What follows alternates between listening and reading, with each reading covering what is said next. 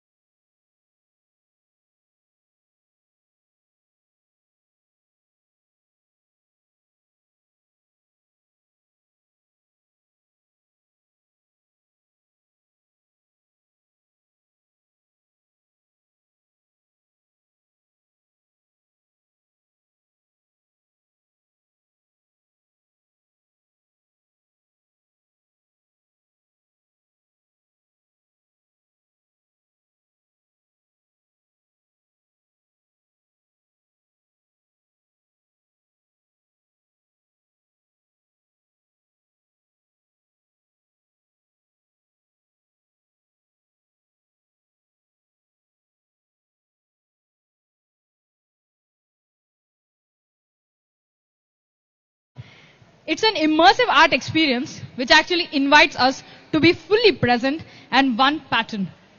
So now, to guide us through this journey, we have Miss Vaishnavi Vangala. Vaishnavi is a software engineer, yoga teacher, mandala artist, and a dedicated meditator. So she has brought us all together for creativity, mindfulness, and also inner awareness through her work. So now, please join me in giving a big round of applause as we welcome Miss Vaishnavi Vangala to the stage. Can you guys hear me? No? Can you hear me? I think yes. Oh. Very good afternoon. So yes, papers are being distributed. Good, good, good. Everybody, please settle down. Settle down, sit comfortably where you can happily listen and also draw. Yes?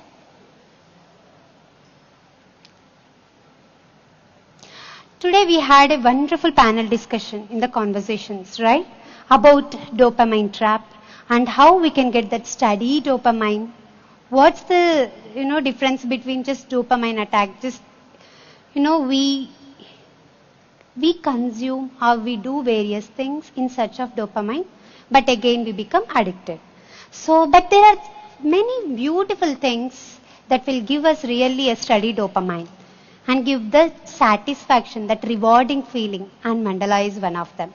So yeah, we'll know more about mandalas, how to draw them, especially why you guys have to draw mandalas, and how mandalas can become energy mandalas.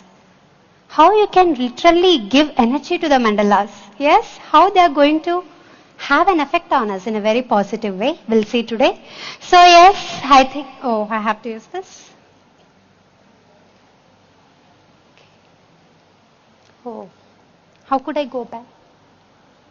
Yes. So today we are not just learning how to draw mandalas, we will see the science of mandalas. Because as we have been saying from 2 days, right, we are all spiritual scientists. We are not here to just listen and implement it. We are here to experiment it, to explore it in our own way and use it in our daily life so that we'll have a positive impact, so that we will really get benefits out of them.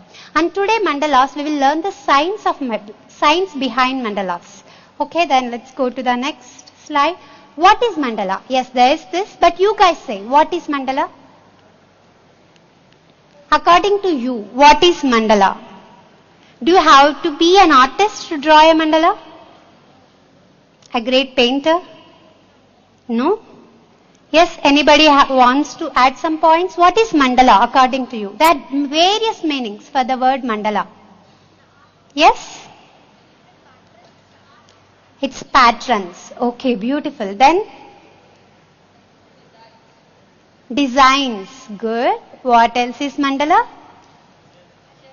Shapes. Okay. Yeah, they'll be in symmetry. Beautiful. What else is mandala? There are various meanings to mandala. Yes, as you said, yes, there are designs, shapes. And also there's another meaning. Mandala is a 41-day mandala diksha. They'll use this word, right? Yes, there are various meanings, but yes, according to this mandalas, today we are going to learn. The mandala means, it is taken from the word mandala, again from the Sanskrit. Mandala means circle or center. Yes, every mandala starts from the circle or maybe from the center. Yes, from that small point. It starts from there and it grows beautifully. Isn't it? That's mandala. And again, you don't have to limit yourself only to draw mandalas that are in the circular shape. You can draw in various ways. But today we are going to explore the circular mandalas. And then coming to mandalas, there's no beginning, no end. Yes, it's always, when you say circle, is there any beginning and end to the circle? No, it just goes on. Yes, and it represents the wholeness. It represents the completeness. It represents the unity. Yes, so that's what the word mandala defines us. And it just defines about our life too. We're all complete. We are all whole. Yes, so that's about it. And also every mandala will teach us, just to go back to ourselves, the journey to ourselves. We are all here. Why? To go back to ourselves, to know ourselves. What are we? Yes. So through mandalas, we can definitely explore that. And now, there are mandalas in nature. You can see there, but there are many more too. Yes, in nature we see mandalas. Everything is in harmony. If you just observe, if you just throw water in the lake, the ripples that are formed, doesn't they represent mandala? Yes. And the petals in the flower, and especially if you see sunflower, those seeds, they are like beautiful pattern of mandalas again. And then snail and the snowflake and just that wood, that logs. Just by seeing that log, you can say the age of the tree. Yes. So that just like that, there are mandalas everywhere. So we're just connecting with the nature in a way. We're just harmonizing ourselves with the nature. And now let's go, because we have to draw. We quickly go through this. And history of mandalas. Mandalas is not something Gen Z is speaking about. It's not today we are exploring or I am teaching. No, it's there in our culture from the very, very, very beginning. Today Paripatri told us the creation, when that creation happened. First what came? Om came, the sound came. And then there are various, Sri Yantra came, and then mandalas came. So they were there from the very beginning. The entire nature is in mandala itself. That's what I was saying. Yes. So this is not something good today we are discovering. It's always there, and we are having benefits of those without even knowing that. Yes. So that's the history of mandalas. It is there in the form of labyrinths, even in the Buddhists. The Buddhist monks, they draw mandalas for days. Using that small grain sand, they just sit, draw, and one day they'll just remove it. That's it. They just erase it. Just like Akka said, it's just cheripestaru. They just clean it off. Yes, that's the detachment you learn. While drawing mandalas, we always connect to it. When you are drawing mandala, you become one with it. And then one day you let go of it. It teaches many things. Even into our lives, we take the science behind it and apply it into our lives. And then coming to Sri Yantra, we all know it's one of the powerful sacred geometry we have. And then coming to Jains, even Jains use in all cultures. Even in Islam, they use. Even in Masjid, if you just go, you see various mandalas around. Even in church, you'll find them. So it's everywhere, and we are getting benefits. If you just go to temple, how many of you seen mandalas in temple? Various sacred geometries. Yes, it's everywhere on the walls. It has been carved. Yes, so we have mandalas everywhere. We have been seeing them. We've been influenced by them. But yes, we are not aware of them. We don't know the science. We don't know that we can create our own mandala. We don't know that we can create energy mandala. Yes, today we will see that. And now, why mandala is for you guys? Why you have to draw? Why you have to learn about it? Why you have to use it? Because there are many wonderful benefits. The first thing is, when you draw a mandala, automatically first your breathing will become normal. Because there is no way, two things will not happen. You can't think and also, like you can think, you can draw. These both things cannot be happening at the same time. Either you can think or you can draw a mandala. Either you can be in the present or you can be, without drawing mandala. Understood? So you can't be in the past or the future when we are with mandala. So that's the beauty of it. You will be always in the present moment. And in the present moment, when you are there, your breathing will become very, very calming. It becomes very natural. It deepens, it calms you. And then, when your breath becomes normal, it automatically affects your emotional state. It affects your physical being. It affects your mind. You become calmer. So that's why mandalas are literally useful for all of us to avoid various psychosomatic diseases. Yes, where we are always thinking about past or future. It could be stress, anxiety, many things, because we are not in this present moment. So mandalas will bring you to this present moment. When you meditate, definitely. But when you open your eyes, when you just want to explore yourself or just spend a time, definitely mandalas will help you. And then, as I said, you will be in the present moment. You will not be thinking about either past or future. So now we'll start drawing mandalas. Enough about speaking them. Also, how many of you know rangolis? Why we start our day? Why women start the day with rangolis? What happens? Actually, I want to say one more thing before we draw. Patri sir always told, has given highest importance to art. How many of you know? He always told, we all should learn at least one art. Yes? Why? Can anybody say why we have to spend time in art? Mastering one art or spending time with art. Why? Anybody have an answer? To impress others? To earn money? To calm you? Good. Anybody? Anything? To make you famous? What did you say? Sorry, I can't hear you. Oh, to keep you focused. Somebody said it. Self-express. Art is there to express you. You never know what is inside you unless and until you express it. Whatever inside you, it's called, in science we know potential energy and kinetic energy, isn't it? What is potential energy? Energy in static mode. We all have a potential. Even a mango seed has a potential to become a huge mango and give hundreds of mango every season. Isn't it? But when will you see mangoes, leaves, tree? When that energy is in kinetic motion. When you bring it outside. We all have potential. We all have the potential of that source. But where it is? In the dormant form. Just in a potential form. But you have to bring it into kinetic. How will you bring it? Through art. By expressing yourself. It's not to impress. It's not to compare with others. It's not to just pass the time. No, it's just a way to express yourself. And also there is one more beautiful thing. Every time when we meditate, Patri sir definitely plays flute. Why? Can anybody say? Yes, music helps for meditation, but there is something more than that. When he plays flute, there is something else happens. Can anybody explain? Even today's live music, we have experienced something. Thinking what it would be other than music. Yes. Mind goes into empty state. Yeah, that's true. Music has that power, but why live music? What is there in it? Actually, through art, it could be music, dance or something. When you are expressing, your energy is in motion. As I said, he's sending his energy. You are in his energy field. When you are around meditating in the presence of Patri sir while he is playing the flute, you feel his energy, you feel his love towards each one of you. If he is right here, if he is playing, you will be in different world, full of love. Because art has that power. It's coming through you, from you, actually through you, even from you.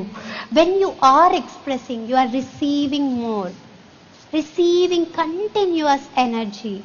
When your energy is in motion, if it is stay there, you become stagnant. When you express, when you give it out, you receive more. And the best way to give yourself, to spread yourself, even for me to spread myself right now, is just giving it out, expressing it out in a way. And mandalas are the beautiful way to just express yourself. Okay, enough of talking, we will draw. Because then only you will experience more about it. All of you have papers with you? Good, just give me a second. I want you guys to stop this and make this as big screen. Middle, yeah, it could be in the middle. Maybe side so that they can see the middle stuff. Somewhere there, yeah. That's good, no? Camera, you have to zoom here, maybe, so that they can see the entire screen. Oh, but they can see this.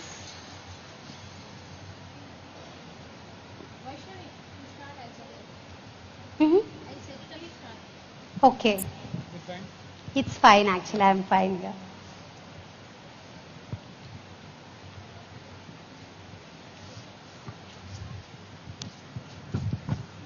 Good, can I start? Yes. So, mandala teaches one beautiful thing. That is, everything starts with small point. A small step. You don't have to take big step. You don't have to plan everything ahead. Today we are not planning our entire mandala. We just take one step at a time, and that comes to your life too. Okay? We'll just begin. The beginning is everything, and it just grows. It just grows with awareness. Okay? Today we'll start. So, I know we have given you already the circled one, right? Yes, because to save the time. Good. Can I see the paper that you guys have? I need one paper. Laksha, one paper. Thank you. Wow, good.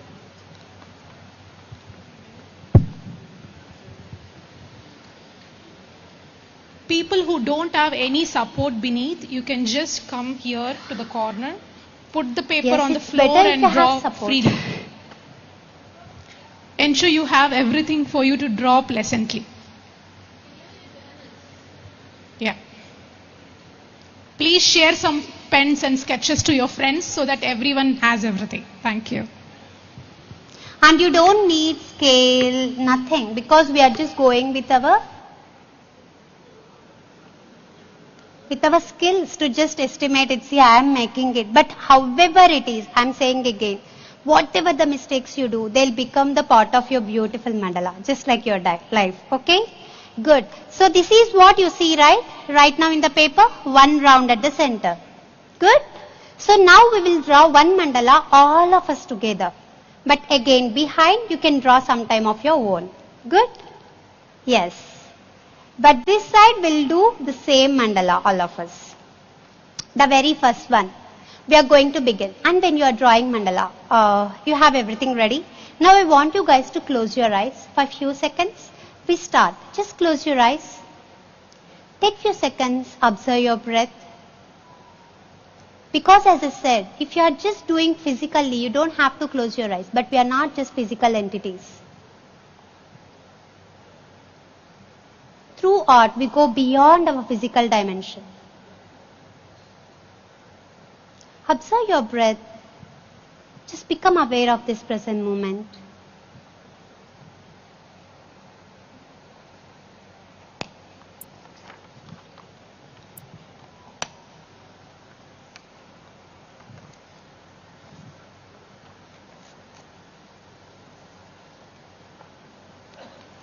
And let's take an affirmation.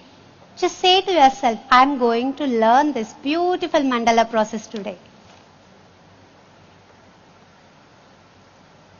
And I am here not to compare with others, not to perfect this art, not to master it, just to express myself, just to connect with my breath, with myself.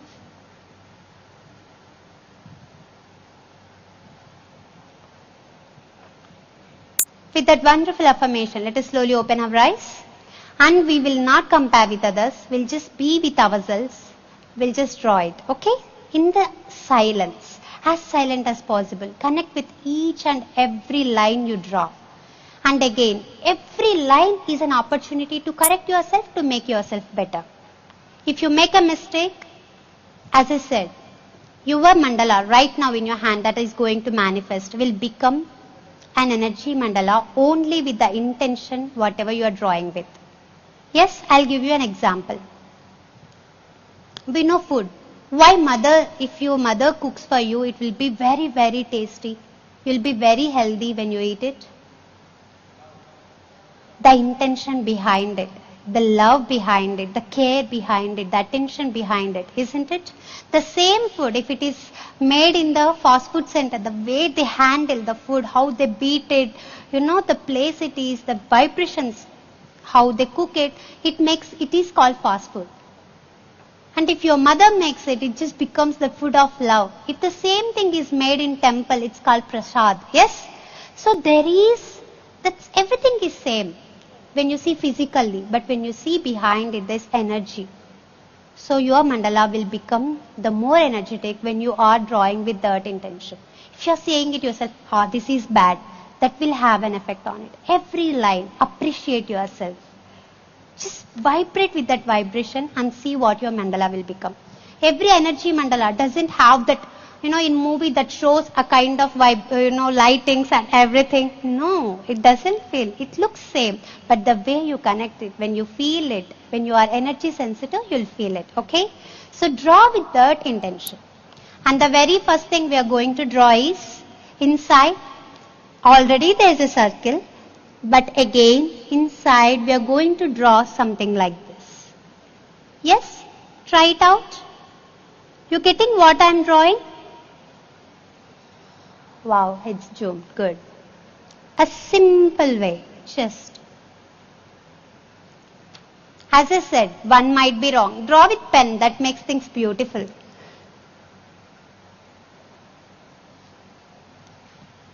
Every time you draw, try to have that control. Slowly draw it.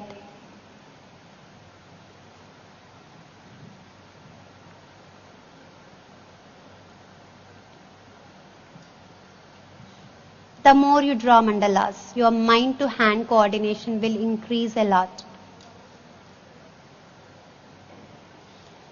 We're done, right? Yes? Now, we are going to fill these gaps. Just fill it. These gaps we are going to fill.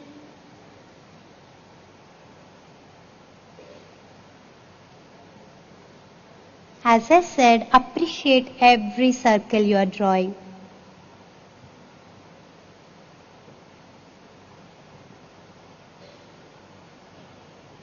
Be with your breath. Just observe how you're breathing.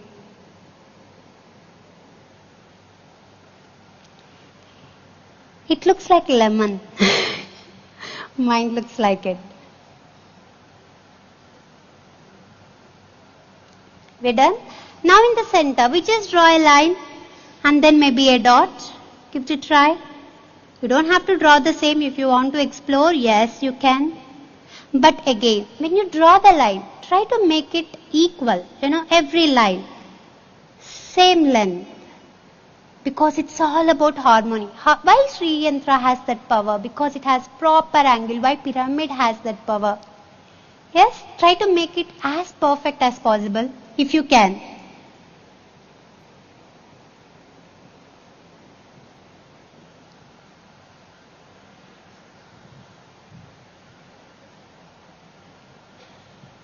Beautiful. Now we have one more circle, right? Let me see how big is it.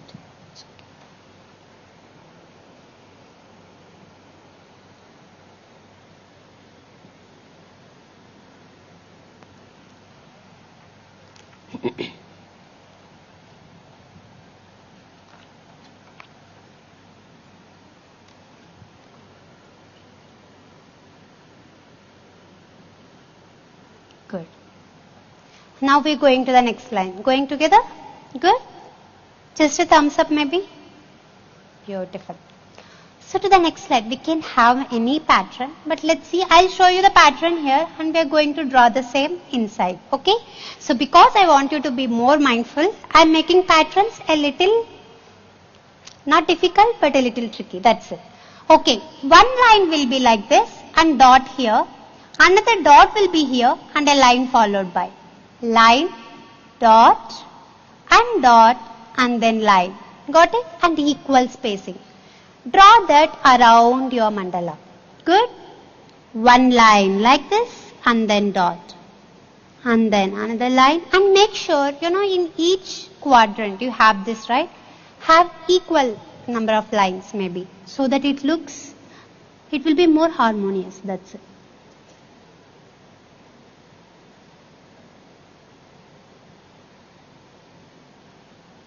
Continue, no rush, take your time, one line at a time. If you made a mistake, the very next line gives you an opportunity to make it better. Just like your life. Every step matters. With same consistency, same energy. Just give one more try, that's it.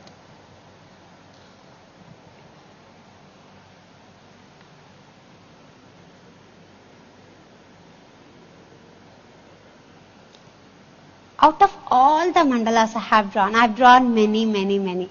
But out of all, my most favorite, and I think that's the most energetic, is something I have drawn in Agastya pyramid. When I was in Agastya pyramid, I had a calling to draw mandala. And I drawn it without using any scale, not even pencil. Just drawn with a pen, and it was such a beautiful mandala it turned out into. That's the energy of pyramid. I drawn it in pyramid.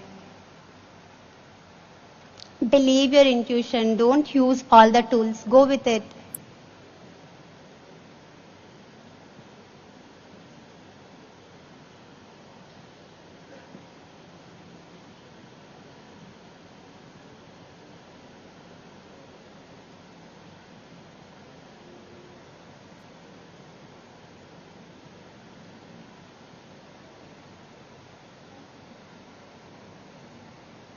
Haha.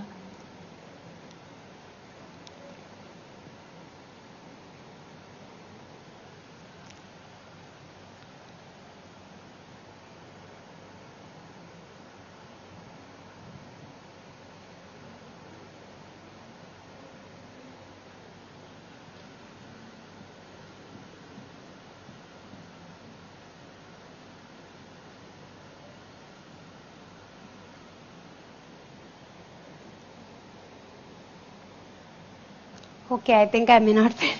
You guys finished? If you finish, just give me thumbs up so that I'll understand. But take time. No rush, because we are not here to finish it. We are here to experience it.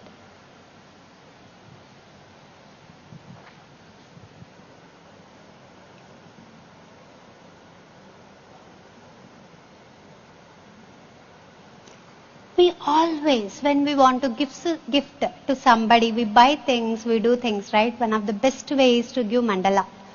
So that you're giving part of you. Now your energy, your love to them, right? Your time. I do that all the time. I give them the mandala.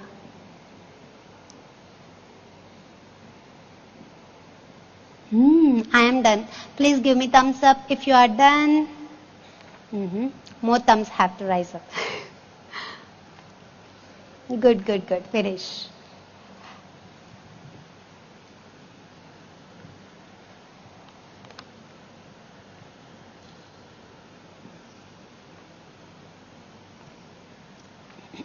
Even for me, this is a new experience.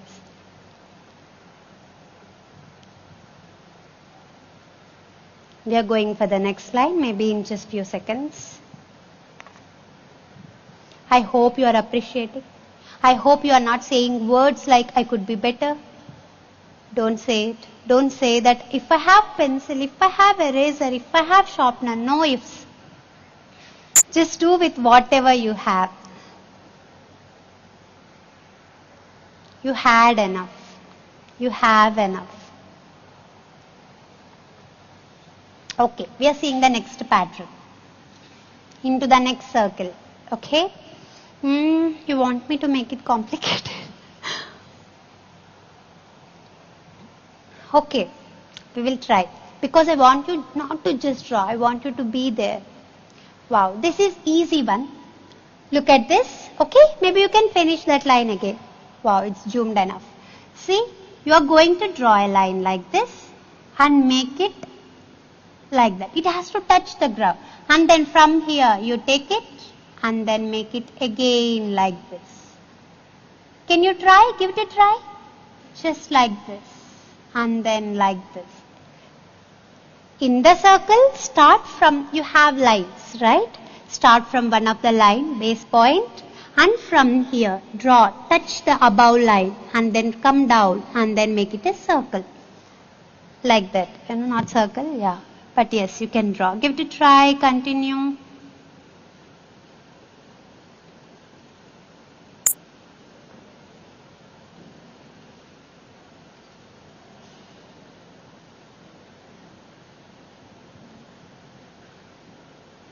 When you draw on the board, it's literally different. Even when I draw on the walls.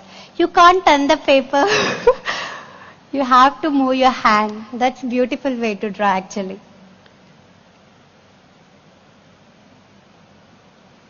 Continue drawing it.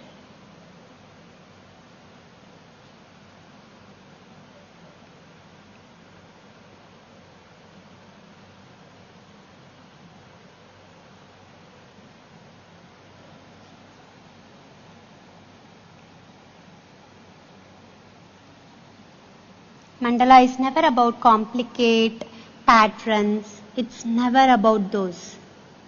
Mandala is all about conscious pattern repetition with same efforts so that it looks very perfect by the end. You did it? If you have done it, just look at once, you can continue. See, there are gaps here, isn't it? Mandala tells us one more beautiful thing. When you have to fill, when you have to keep yourself empty. Even in the life too. Where you have to fill, where you have to leave it empty. So now, we are going to draw a circle in between everything. Like this. And we are going to fill this part. In mandala, filling is important. At the same time, empty space is equally important. Just like in the life. Emptiness. That emptiness makes things more beautiful. It's not about filling everything.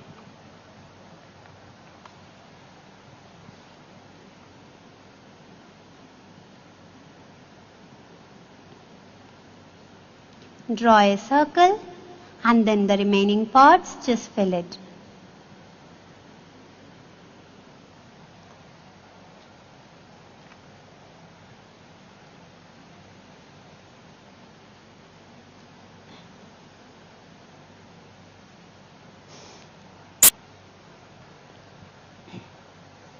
Done? Continue drawing. Don't waste this time. Use it to connect with yourself. Connect with every line you are drawing. The more you draw mandalas or any art, you will understand the beauty of that long concentration hours, where you are giving that effort without any distractions, without any diversions. That will definitely increase. It reflects back in your career, it reflects back in your relationships. How many of you struggle? When you are sitting with a person, you want something else, maybe with the mobile, yes, or maybe scrolling, or maybe just listening around but not to the person before. Mandala is right now love of your life. Give complete attention to your mandala.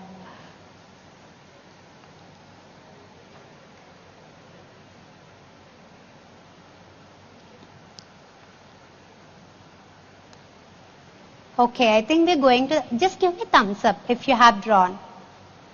Very less thumbs are up.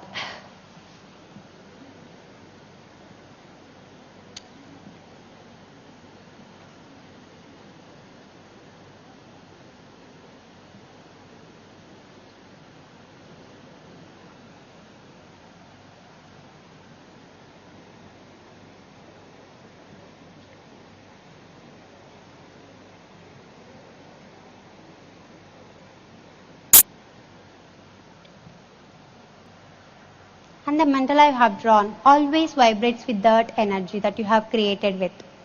Whenever you come back to that, it would be on the wall, it can be on the paper, it could be a small things. But you become, again, you become one with that energy. You will feel that energy of that mandala. Good. I think we are going to the next line. Please say if we are okay. Yes? You want to make it complicated or very less complicated? Complicated somewhere I could hear. We'll try a little complicated because it's not about complication. Everything is easy.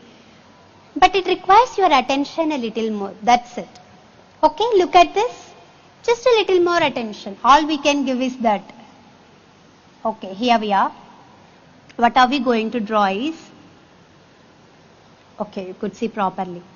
A line like this, and then you're going to do like this. Okay? Till there, okay? And then all you have to do is make it like that. How does that look? Good, right? Yes. As simple as that. Just from here, again begin. Draw it like this. And then from here, bring it down. See, very simple. First one, it will not be so good. Second one may not be, but by the end of the circle you will get that shape. Give it a try.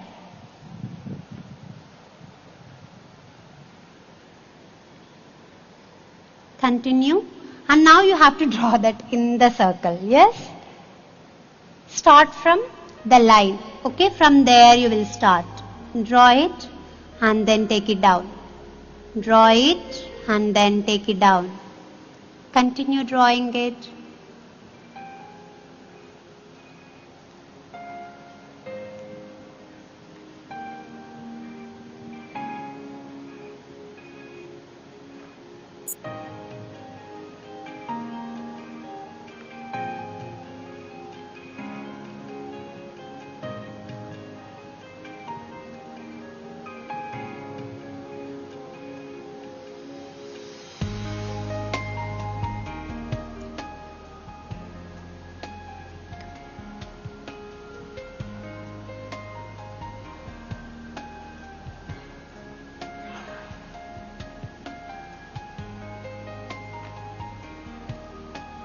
I hope you are getting it.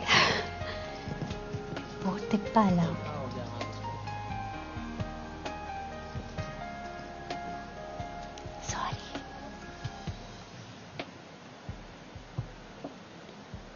I'm saying there is no right wrong way. Your mandala is yours, however you draw.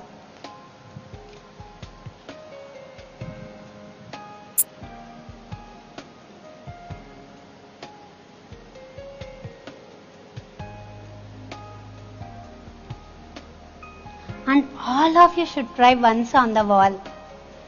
Literally like it. It challenges you in a very beautiful way.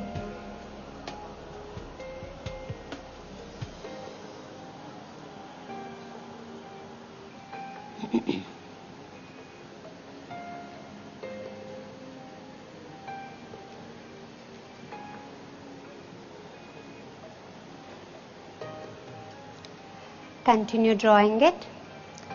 Okay, just look at here once, only once. Okay, inside. Now you've drawn these, right?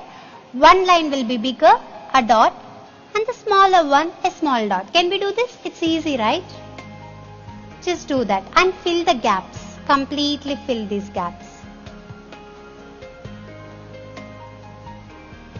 Inside one big line and then one small line.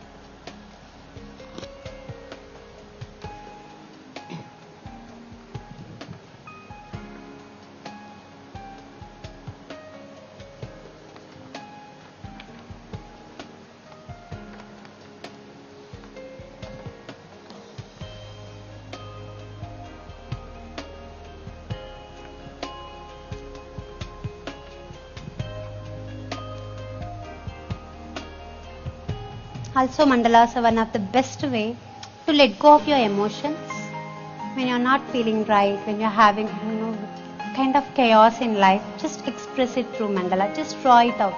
You feel much better after that.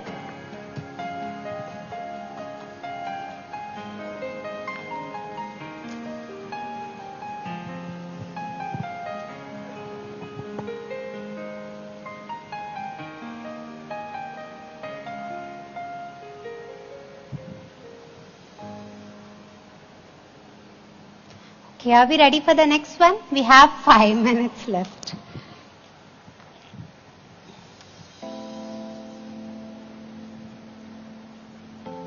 We'll go for the next row. Good? Thumbs up? No, not.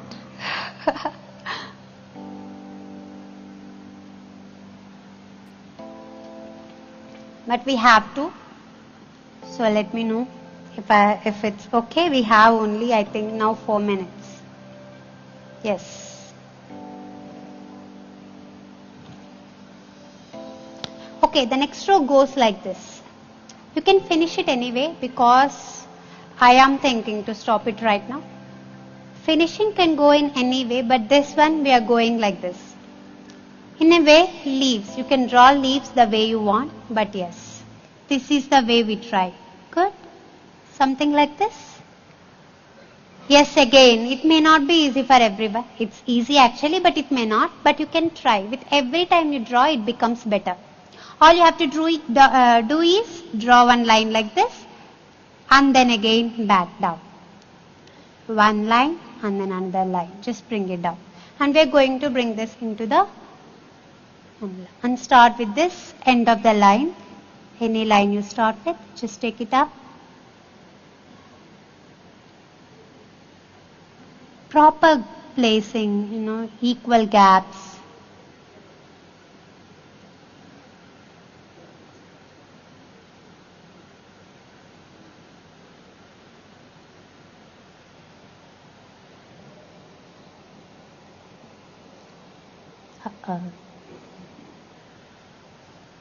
Good. And what we can do inside is, maybe you can draw something like this and a dot on it. Can do anything, but you know this pattern, right? Just one spiral and on it a beautiful dot. That's it. It looks good, na? That's how you have to appreciate. However it is, it's good.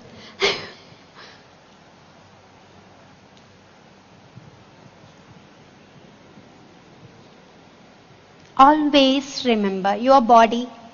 Actually, I'm a yoga trainer. I literally believe it. Even your mandala is your baby. Whatever you say, it becomes that. Whatever parents say, if they say you're idiot, one day you become idiot. If they say stupid, you become that. If they say you are beautiful, they say that you can do anything, you become that. Isn't it? Almost, when we are kids. Just like that. You have to say beautiful words to your mandala. You have to appreciate it. It becomes that. Say it. Touch it with love. Appreciate it. See it with appreciation. We always criticize ourselves. Appreciate your efforts. Appreciate your first mandala. Your first baby, right? When it comes to mandalas, just appreciate it. See it with love.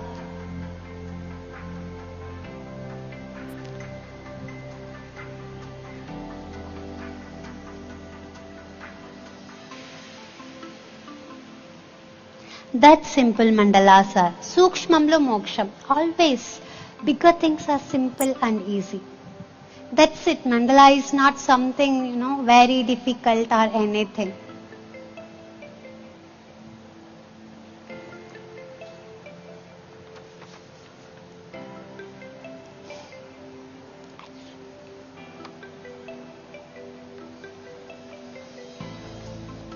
Last 1 minute, I think we are going to winding up. Like wherever you are finished, just wind it up, and maybe you can draw it some other time when you have the free time. Yeah, you can continue later. True. But not right now. You have more beautiful sessions coming up. How do you guys doing? Good? Could you see it from there? Hope so. Okay then. We are winding up.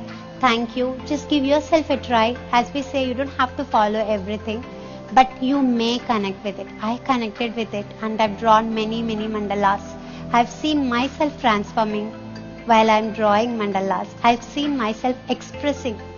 I never knew that I could draw something like that. I could sit for hours. And again, when you're sitting for hours, make sure your posture is correct. I can sit for hours because I practice yoga and all this, but you have to make sure you're sitting in the right posture and then drawing. We are drawing mandalas because to make our lives better, not to make our posture bad. Okay? Thank you for this wonderful opportunity. Keep expressing yourself. Thank you.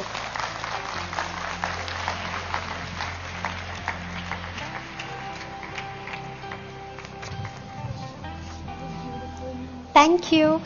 Thank you so much, Vaishnavi. That was such an amazing experience, right? And also, as I looked around the room, I was just having a tour, and it was so wonderful to see everyone so immersed in the drawing. Like every line, the pattern, just taking shape with your patience and your focus. And mandalas are often seen as a reflection of our inner world. And today, through the simple act of drawing, we are experiencing how mindfulness can be expressed through creativity. Thank you so much, ma'am, for that. And now, as a token of gratitude, may I invite Mamta ma'am for the felicitation of our speaker. Let's give Vaishnavi another big round of applause.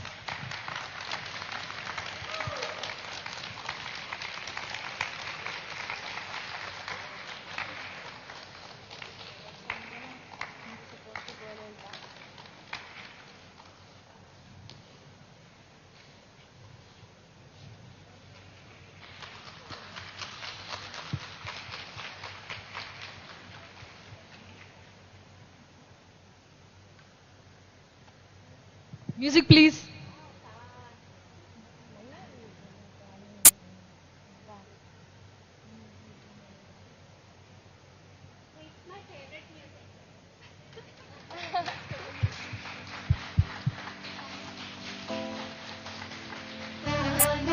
Thank you, ma'am.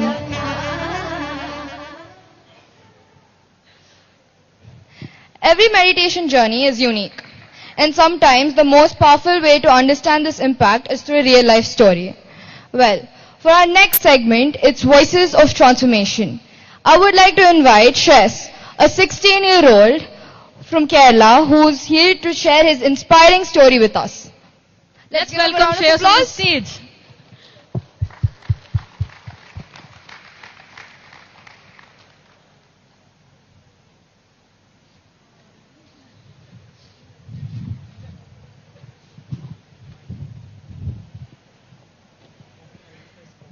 Hi everyone, very happy afternoon to everyone. Are you all enjoying the events until now? Please raise your hand if yes. Nice. Okay. So let me ask you something.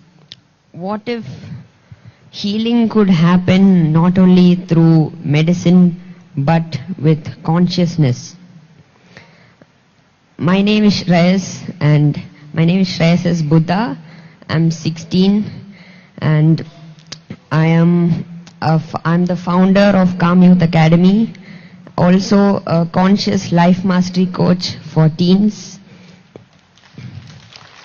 Thank you. So my journey started off when I was 4 months old. I was diagnosed with a very rare genetic disorder, so rare that only 1 in 600,000 children get it globally.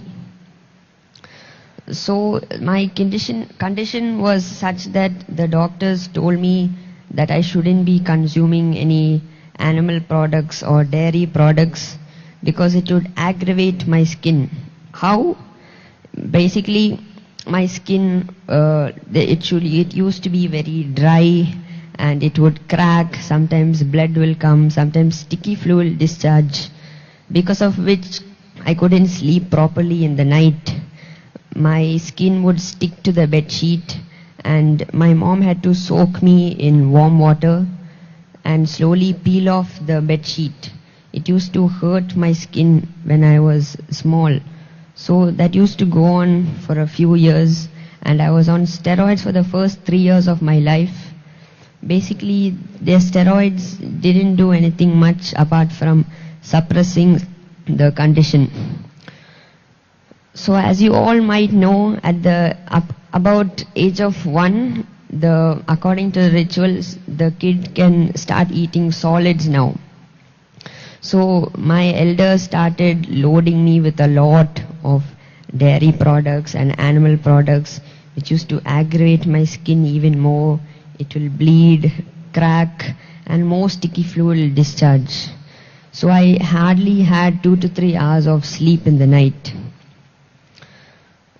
So when I was 10, let's fast forward to, so because of all of that, my mom decided that we move to God's own country. only my mom, dad and me, away from my elders. So thank God I was away from all of their forceful feeding of, animals. So then in Kerala there are lots of traditional dishes, and thank God most of them are plant-based, and favorite would be the Kerala sambar, because it usually has a lots of vegetables, and I love eating vegetables. So the nature, the humidity, the food, plant-based food helped me a lot to heal in my skin. It cracked a little less, the dry skin reduced because of the humidity. It kept my skin moist, and the bleeding from my skin, the sticky fluid discharge all reduced. When I was 10, my mom introduced me to meditation, and I started practicing consistently every day. Started off with 10 minutes and slowly increased it to 20, 30, and I could see the changes in my body even more than what nature and food did. I could see that almost my entire body, it started healing drastically.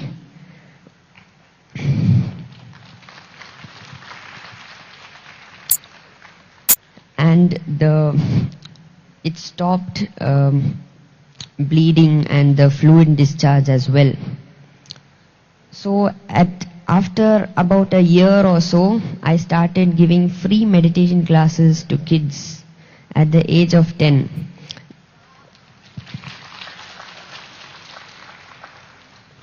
Because I thought that if I can see so many benefits in my body, I would love to spread the word of meditation like Patriji says. Then I moved to completely a plant-based diet after seeing a few documentaries like Cowspiracy, Maka Doodh.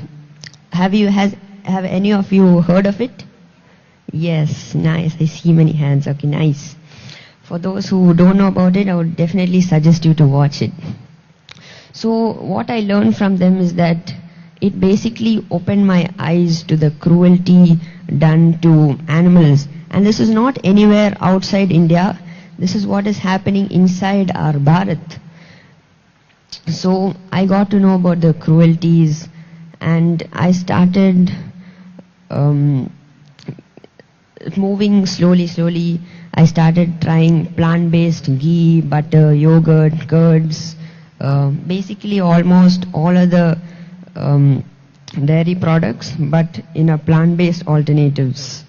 And again, I could see many changes in my skin like that as well.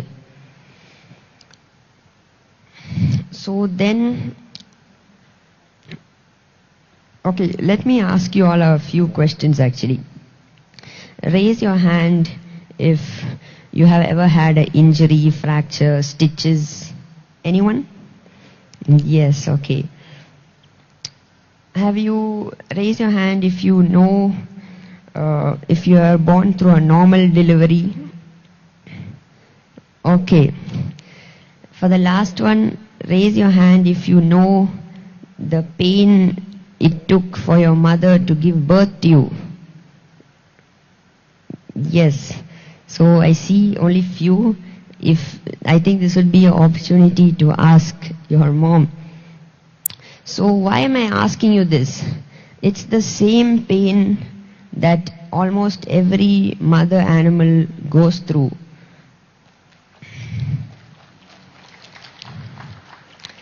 Or even if they are hurt or hit. So let me tell you a fun fact. Did you know what is the population of cattle in India? Anyone? Any guesses? Okay, let me tell you. It's about 192 million only in India. And I'm sure you all might know the population of humans in India, right? Anyone?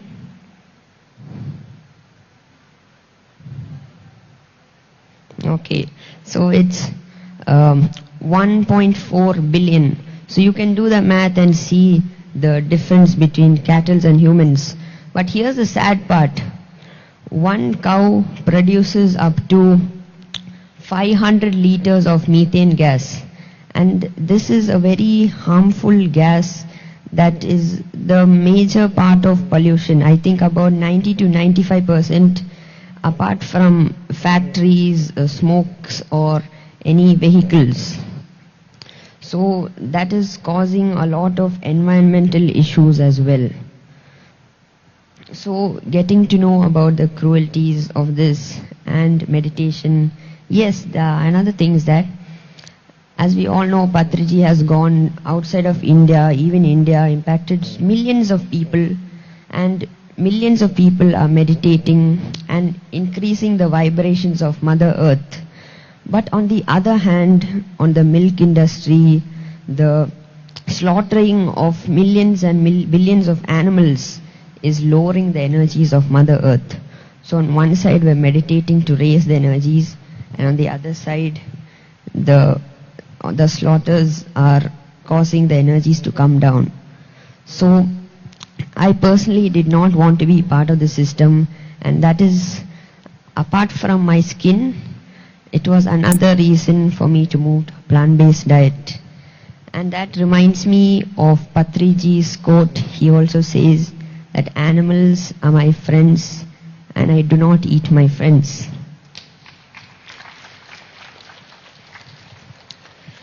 So I'd like to leave you with this thought, and let me just recite a shloka.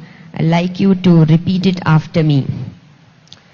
Loka samasta sukhino bhavantu.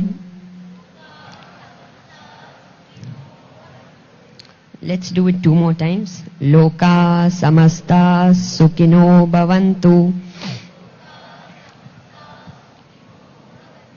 One last time. Let's give it all your energy. Loka samasta sukhino bhavantu. Thank you everyone for listening. Thank you. Wow, that was amazing and so inspiring. Thank you so much, Shreyas. It was fantastic. Okay, now moving on to our next session. To take us through this beautiful experience, we have Manusha, an assistant professor by profession and a meditation teacher by passion.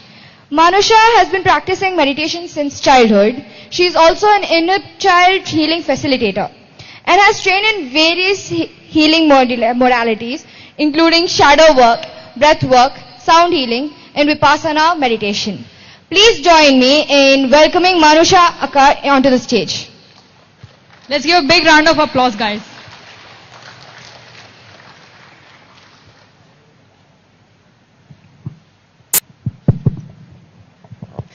Hello all. Hi. You're still sleeping? Yes, by doing mandala. Vaishnavi, where are you? You put them to sleep with your sweet voice. Let's give a big round of applause to Vaishnavi. She's very sweet. Yeah? Alright guys, today is going to be a very, very interesting session, because I'm not going to give you some random lecture to you. I'm going to talk to each one of you. As we go along, I want you to reflect whether each point of this is going to describe you. This is not going to be a lecture, it is entirely about each one of us. Right? Are you all ready? Are you all ready? That's the energy, guys. Thank you. So I am Manusha. I'm an inner child facilitator. I've been through a lot of journey, like since, as Varshini beautifully mentioned, I'm a meditator since childhood. But life takes you through different paths. You name it, like I had it. I had anxiety. Varshini, do you have anxiety? Yeah, Yesterday she mentioned it. So I had anxiety, I had depression, I had fear, I had, fear of abandonment, like negative self-talk. You name it, I had in my list. I could tick every single negative qualities. And I didn't just give up. I was a fighter. I was a Wonder Woman. So I didn't just give up. I resigned my job in Hyderabad. I was working back in Hyderabad. I resigned my job. I wanted to challenge life. And I came to Bangalore. I started attending different sessions, healing sessions, silence sessions. And this inner child work, I came across the inner child, the word called as inner child through my friend, my guide, Harika Suri from Quantum Life University.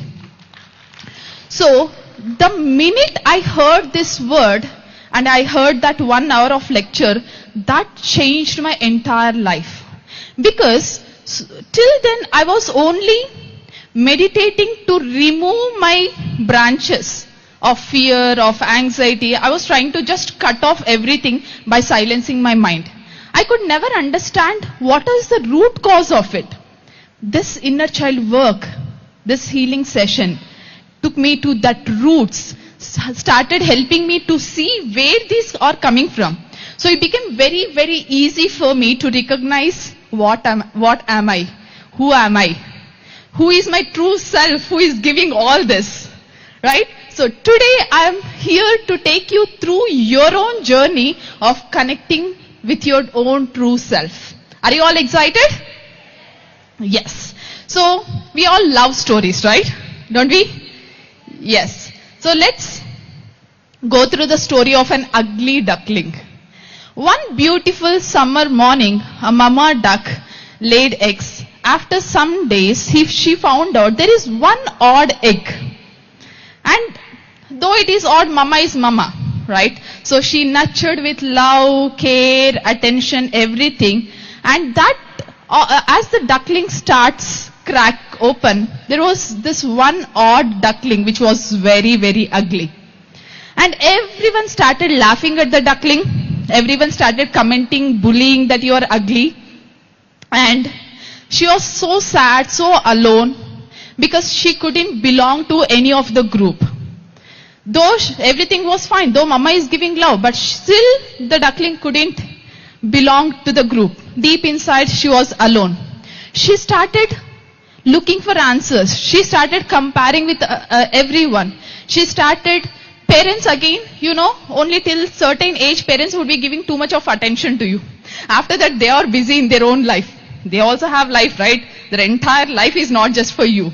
So similarly, then mama and dad were so busy that they couldn't take care of what is going inside the duckling. Is everything fine? Okay. Let's continue with the story. So, and then she started searching, and then one day, she even hated herself seeing in the mirror. I used to hate myself a lot. Whenever I look into the mirror, I used to say, I hate you. Only then I was so happy inside. I couldn't accept myself. So I could totally reflect with the reflection. Then, as the duckling grew, she turned to be a beautiful swan. Still, she couldn't believe that she is a beautiful swan. Then one of his friends came to the beautiful swan, introduced the work of inner child healing. And that beautiful swan turned into the beautiful. It started recognizing the beauty inside, and the whole life changed. So this 1 hour session, we will be exploring the beauty within each one of you. Alright? So, what are we? Who are we? Everyone says we are God, essence of God. Isn't it? Is it true? Are we the essence of God? Yes, each one of us. Where did we come from? Are we just bought like that? No, we are the essence of God. We have the divinity inside each one of us. So that divine self is called as inner child. That divine self is, you can name it anything. Here I am naming it as inner child. Now, what is this inner child exactly? So there is a portion of us which is very innocent, very vulnerable, very God-like, very, very pure. No matter how big the person is, how cruel the person is, how bad the person is, still there is a sweet one inside of us. No matter how we are, there is the innocence, there is the vulnerable part in each one of us, right? There is something so pure inside each one of us, right? So that pure essence or God-like essence in each one of us is nothing but our own inner child. This inner child, it is not some metaphor. It is a part of your own subconscious mind, where it holds every emotion that you have ever felt, every memory that you carry, every belief that you have believed it as true, every conditioning that you have picked along the way, even before you have chosen it. So since we are born, we keep carrying all of this. A newborn is just like a sponge. Does she know a language? Does she know thoughts, how to think? Does she know how to believe, how to take decisions? Nothing, right? It's very pure. It's very innocent. It's very vulnerable. So whatever is given as the feed to the child, that starts picking up, that starts becoming its own personality. So everything, even if you have forgotten it at the conscious level, it still resides in each one of us. Do you remember? Can you just close your eyes and reflect yourself back in the childhood as a toddler? Can you remember the toddler self of you? No? At least we have some some things, right? We can remember how were we as a toddler, right? What are the qualities when you are a toddler? Vaishnavi is still a toddler. I know that. Nikhil knows it better. Naughty, very good. Who said curious? Awesome. Always excited, yes. Sir, could you please stand up? Yes. Could you please stand up? Don't mind. Can you just dance? Wow! Give a big clap to him. As a child, thank you so much. As a child, we were like that, weren't we? We were like that. We were just dancing, playful, always enthusiastic, always, curious. Why is this not going? Okay. So always happy, very, very creative. Do you see Nirvan? Yesterday he published a book at the age of 10. So we are very creative. But as an adult, if I ask you to describe your life, what would you describe? What is your life like? Very boring, very monotonous. What else? Very sad, always competing. I want life to be better. You cannot accept yourself as it is. You cannot be just happy as it is. Can you give a broken toy to a kid, broken airplane or some broken toy to a kid? What does the kid do? Just makes the airplane and starts playing with it. They are so happy. They don't mind whether it is a proper toy or the broken toy. They would start playing with that. But as an adult, even if you gift a girlfriend with her favorite things, still she is not happy. Isn't she? Yeah? So that is how life has become, guys. Where did this all come from? How did we turn from that beautiful, happy child into this very boring adult? At least now I'm glad you're all here discovering yourself. Imagine the people outside in the world. They're still like this. Right? Did we on one day did we change or did we become like this? Or there were events in the life that made us who we are. There were events in the life who made us who we are. I'm not going to talk about your past if you're 20. I'm not going to talk for past 10 years. I'm going to talk since you're born as a sponge. Where did you all start this? How did this conditioning happen in you? What shaped, as I told, we are so pure, we are that divine essence. So, what movements that changed, that shaped our inner child? First one, neglected by your parents. How many of you agree this? Yes? It is not that your parents hate you, your parents didn't love you. Most of the current parents, they are working professionals. Since the time you existed in the mother's womb, you only know the touch of the mother. Even till the months of 6 months, you're very close to your mother. You only know the touch of your mother. Nowadays, the maternity leave is only for 6 months. After 6 months, when your mom starts going to the office, not just because she doesn't love you, she loves you more. She wants to earn more for you. But does a child understands it? The child thinks that mama has abandoned me because she wants the mama's touch. She wants to feel mama. When she is hungry, no one else understands except her mom what the child is going through. Neither the nanny nor the daddy. Only mama would know that. Yeah? So, if there is a separation between a child, between a newborn and the mama, the child starts feeling neglected. Each one of us would have felt neglected. And I'll give you one more instance. When a 3-year-old and a mama is again pregnant for the second time, and she is carrying a baby, she is about to deliver. She leaves the 3-year-old with her sister at her sister's home, and she goes for the delivery. Does it mean the child is abandoned? No. Mama wants the child to be safe. But do you think the child will understand it? He doesn't understand. He would cry for the mama, thinking that mama has abandoned me, mama has left me. So that impression that is there in your subconscious that the parent has neglected will make you to think that people whom I love will abandon me. How many of you have this feeling that people who love or who is close to me will abandon me? Thanks for raising hands.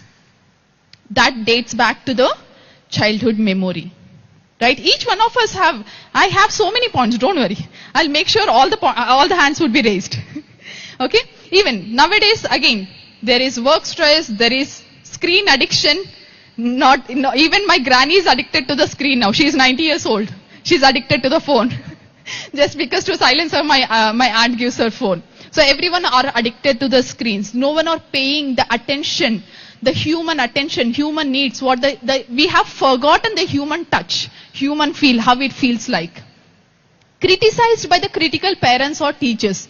This is very, very important, guys. Imagine a mama or a dad goes to the work and they have lot of stress, lot of pressure with the boss and comes back home very tired.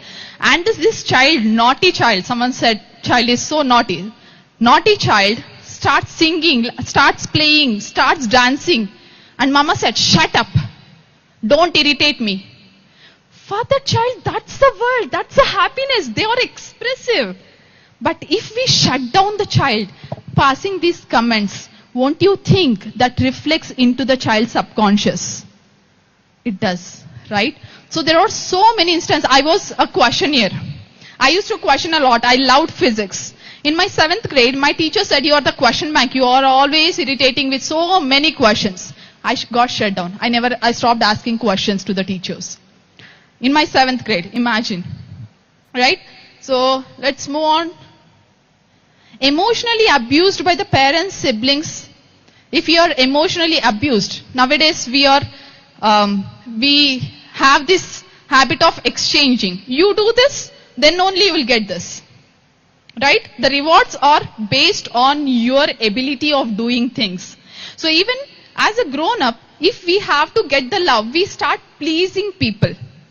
Only if we please people by doing certain things, we are eligible for love. That is what the habit pattern is running in our mind.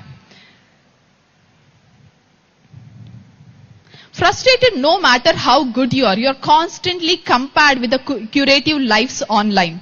So there are so beautifully curated lives online, and we are compared. Our parents keep comparing, oh, this is so beautiful, you should be like this, growing up you should be like this. We never give a chance for the child to explore their own creativity. We are always influencing the child. The parent is always influencing the child through the lives online, which are, do you think they are true?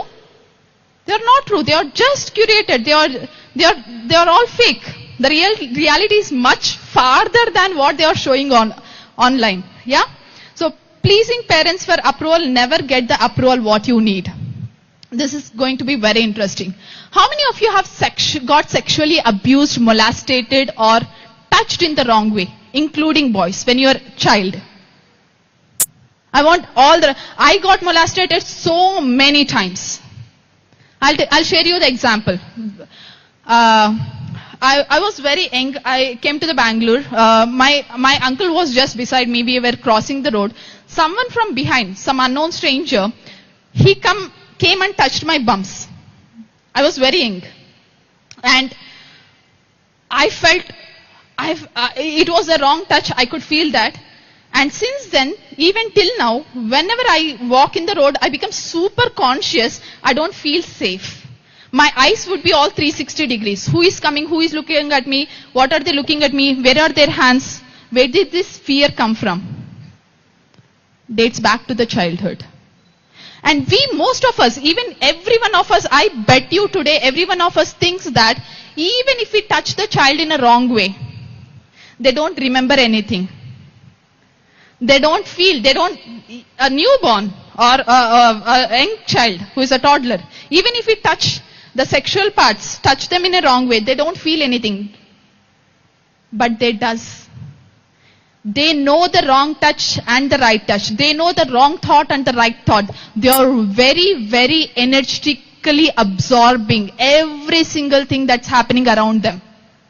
So we have absorbed everything around us. Wherever we are, if we are here, they would absorb the energies. Maybe we have so many layers that the energy is not penetrating inside, but the child, they don't have those many layers of conditioning, so the penetration happens directly. So they know everything, they know the touch, they know the feel. Even how mama feels, the child would know, even when they are in tummy. This we keep hearing that. Yes or no? Yeah. Raised in a dysfunctional family where alcohol, drugs and mentally illness. Imagine the pathetic. Raised in the single parent or unhealthy relationships. I tell you this. Always I had this feeling that people will leave me.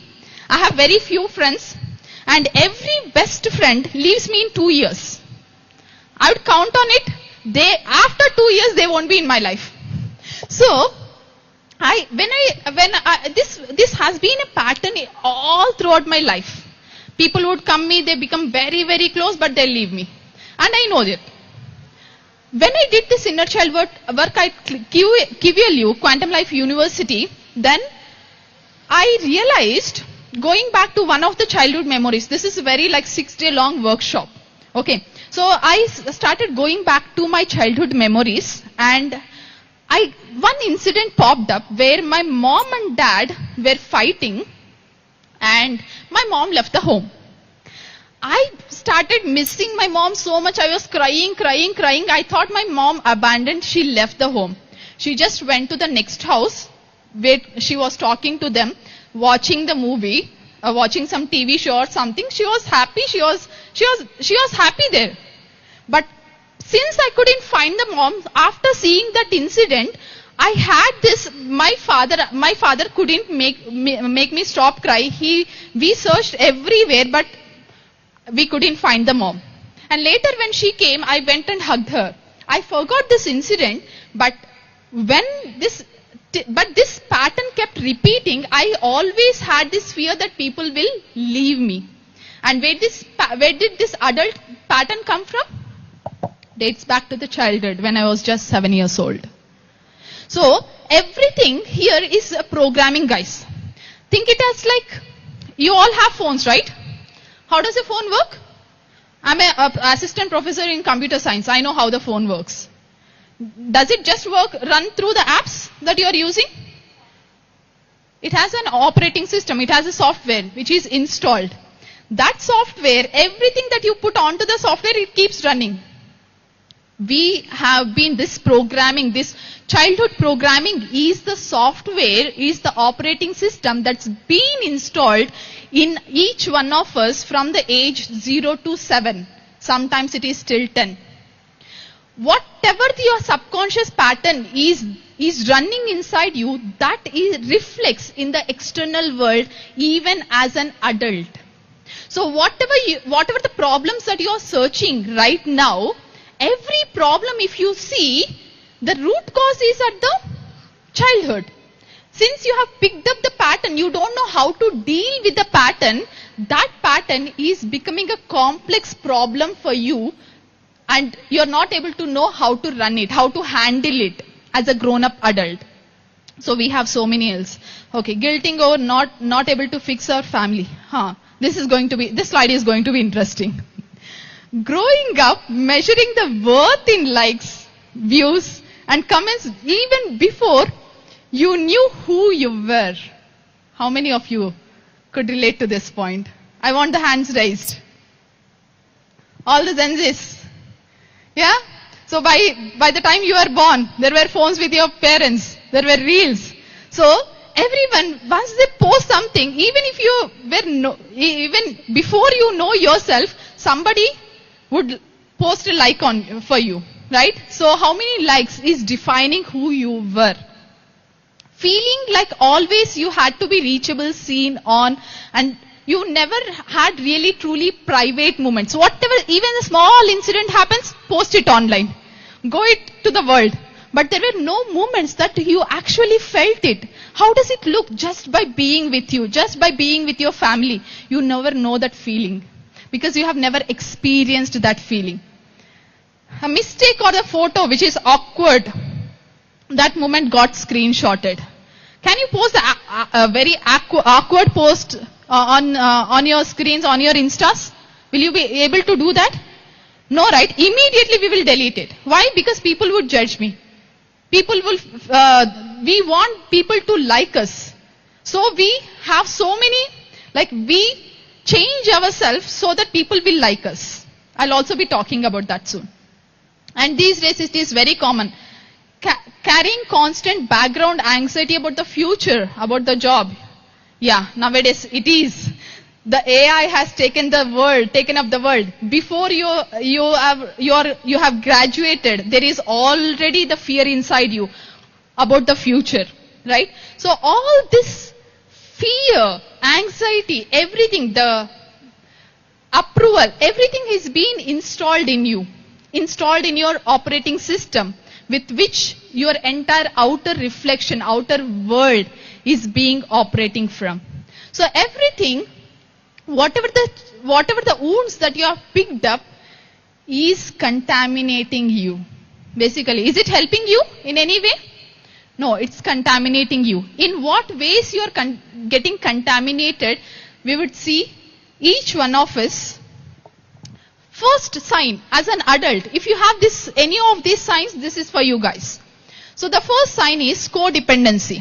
How many of you are dependent on your partners for validation to feel good?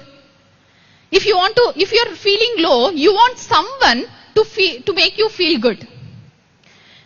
You want others' needs, your partner's needs are more than your needs. You will neglect your own needs. You don't have the self-identity. You want someone's validation to feel your own identity, to feel your own belonging.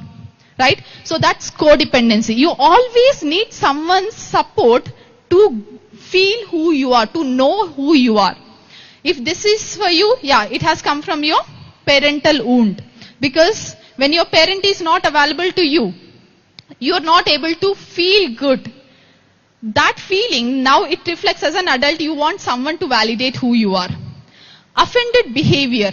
So even if it is not about you, you feel that it is about you only. Right? Two people would be talking, you think that, oh, they are talking about me only. You feel offended for everything, and trust issue. You cannot trust people. It's so difficult for us to trust someone.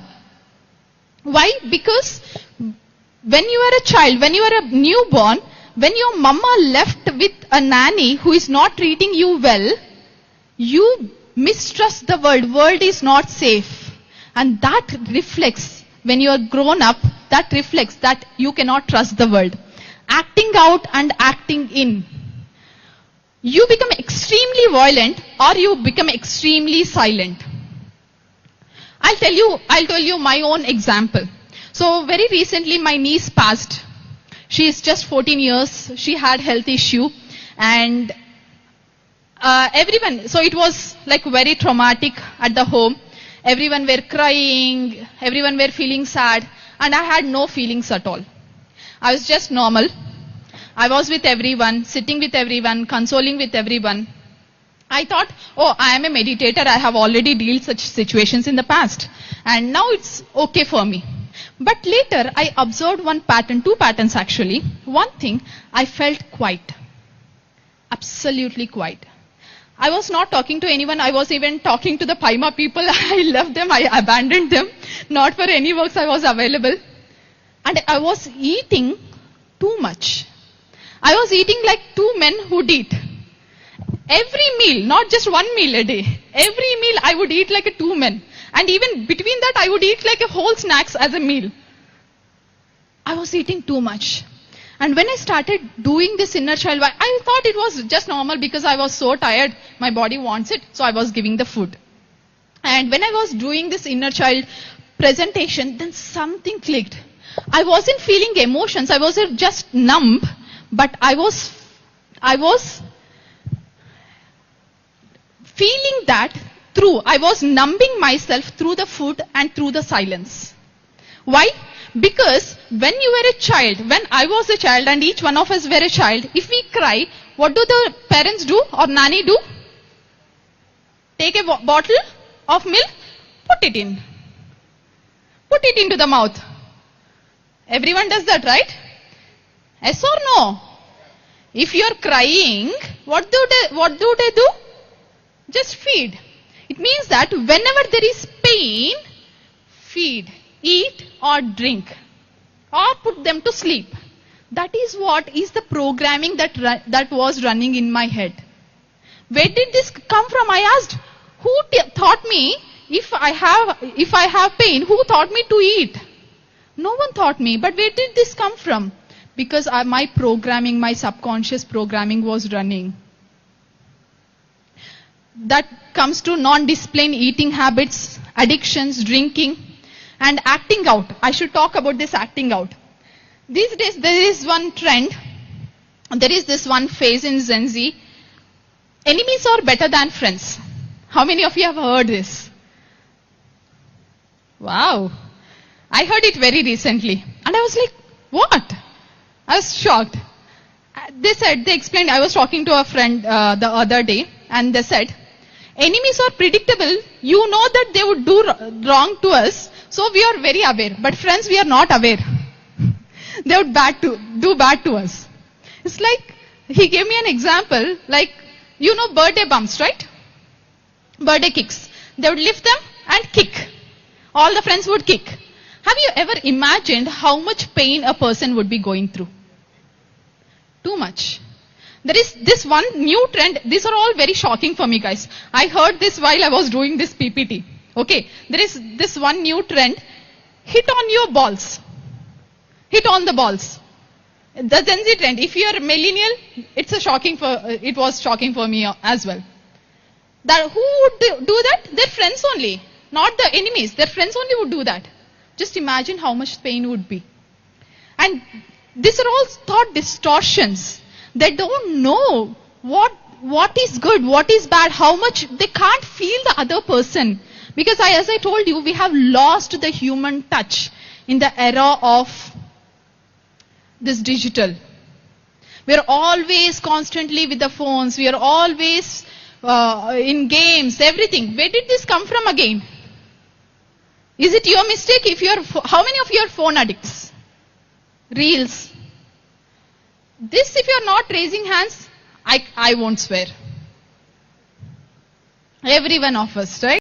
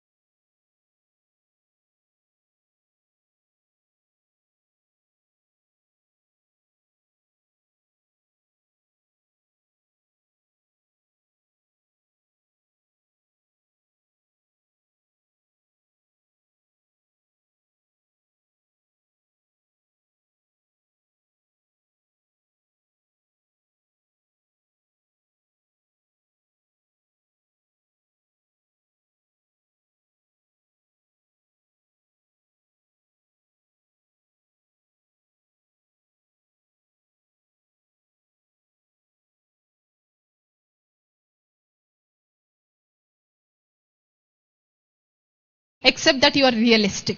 That's magical behaviors. Intimacy. Wow, I should talk about this. How many of you have relationship issues? I would raise hand first. Nikhil and Vaishnavi? Now better, not over. Nikhil is not answering because he has to go and deal with his wife. How many of us have this relationship issues? Because we have seen our parents not being intimate, we either took it positively or we have either took it negatively. There are two behaviors always. Either acting in or acting out. Either you suppress it or you become the extremist of it. Nowadays, there is this buzzword called body count. How many of you have heard this? Don't say, everyone has heard. If I have heard, everyone, the world would have heard about this. Okay. Whoever has high body count, they are great. They want to compete with their friends to have the high body count. You know what is happening? When you're sleeping with multiple people, you're actually losing the touch, losing the intimacy, losing how the real connection feels like. Losing how the true love feels like. Losing how belonging with the pattern feels like. If you are a Zanzi, you would say, old school. You don't know what's a trend. You're very backward. I would agree with all of you. But I'll tell you much deeper what happens when you're intimate with so many people. Everything is an energy, guys. Your thought is an energy. Your eyes, your looking is an energy. Your touch, even your handshake. What we are doing, shaking hands, we are exchanging energy. Your feeling is an energy. When you are sleeping with someone, when you are intimate with someone, when there is touch, the physical touch, you are actually exchanging the blueprints of your subconscious patterns. Have you ever observed, if you have slept with someone, after few weeks or few months, you start behaving like the person? Have you ever observed? What is happening? It's because the energy imprints, whatever is there, it is being transferred between the people. Now imagine if you have highest body count, how many imprints you would have taken. And you are losing the touch of your own beingness. You are becoming someone else. You are exchanging the energy. And you are losing the energy that you have within you. So it is so important to maintain boundaries, to maintain healthy boundaries. So all these issues are much, much deeper. As a 20-year-old, 26-year-old, you will not know what it is. But once you cross 30, then you want to search for a real connection. You will never truly understand what the real connection is. You know why? Because you have never connected with yourself. It's not that you have connected with multiple people. No. You have connected with multiple people, giving each part of you, losing your own imprints of your energy. You became so empty that you disconnected with you. How many of you feel always empty? No matter you are an achiever, but there is emptiness inside you. It's not just because, it is because of all these issues. There are so many, I could list only few because I'm only given 1 hour. This is a 3-day workshop I do in Pyramid Valley. They have just given me 1 hour. So, it is so important always to be in touch with our own self. And along this way, from the time you are born, along this way, we have picked up so many labels that I have to be perfect before I'm allowed to show up. How many of you believe this? I believe it. I was never on the stage. Every time people would call me on the stage, I would say, I have to be perfect to go and take a session for, 300 people. This is my first session ever on the stage, like with all 300 people. I would always say no is the first answer that people would hear from me. So, I've picked up this label because I've been bullied, I've been commented from my cousins when I was very young that you are not good enough. Your English is not good. You don't know English. You don't know math. I started believing that. Everyone else has figured it out except me. I am one of this. I know everything what I have written, it was about me and it was about each one of you. Not just me. I am with you. You are with me. I am not productive. I am worthless. I am too sensitive. I need everyone to like me. And something is always wrong within me. My feelings doesn't matter compared with what's happening in the world. There is too much happening in other people's life. Let me pay attention. My feelings are not important. I'll never measure what I'm supposed to be. I'm always alone, even when I'm connected with. Even if there are so many people, we always feel alone, empty. I'm missing out something always. If people really know me, they would leave me. If people know what is true Manusha, they would leave me. Yeah, so we always make this mask. I have no control over my future. I should have my life together now. Yes, I should have my life together now, but it is not it. I'm only as good as my last achievement. I don't have time to rest. I'll fall behind if I rest, if I don't compete. So, how many of you could agree to have picked one or more labels in your journey? Now I could see so many hands raised. Yeah? So, while in your journey, while you're picking up, you have learned to believe all these are you. But are you that? No, you're not that. You're not the true self. They are just the labels. They are just the outer masks that were given to you. We started wearing masks to defend, to protect ourselves from the outer world. Like, you wear a happy mask. Manusha is always happy. She's always smiling. No, come to my home. You will see what Manusha is. See me in the Pyramid Valley, you can never identify Manusha, who Manusha is. Right? So we make this strong mask. Even if you are weak, we want to show up strong. Even if you are strong, you want to show that you are weak. Sometimes. It's both ways. Innocent mask. Cool guy mask. Zanzika. I'm cool guy. Your life would be messed up. you're still a cool guy. Humorist mask, achiever mask, bully mask. You want to be bully. You bully others. Just because you don't want to feel empty. You want to connect to the people, but that is the only expression that you know, to bully people. Control freak, you keep shouting at the people, keep shouting at your parents. People pleaser mask, you have to do something to please the people, to get the works done. Social butterfly. So all these masks, we start wearing as our personality. But what do you gain from this? The safety, the security, the acceptance, the belongingness.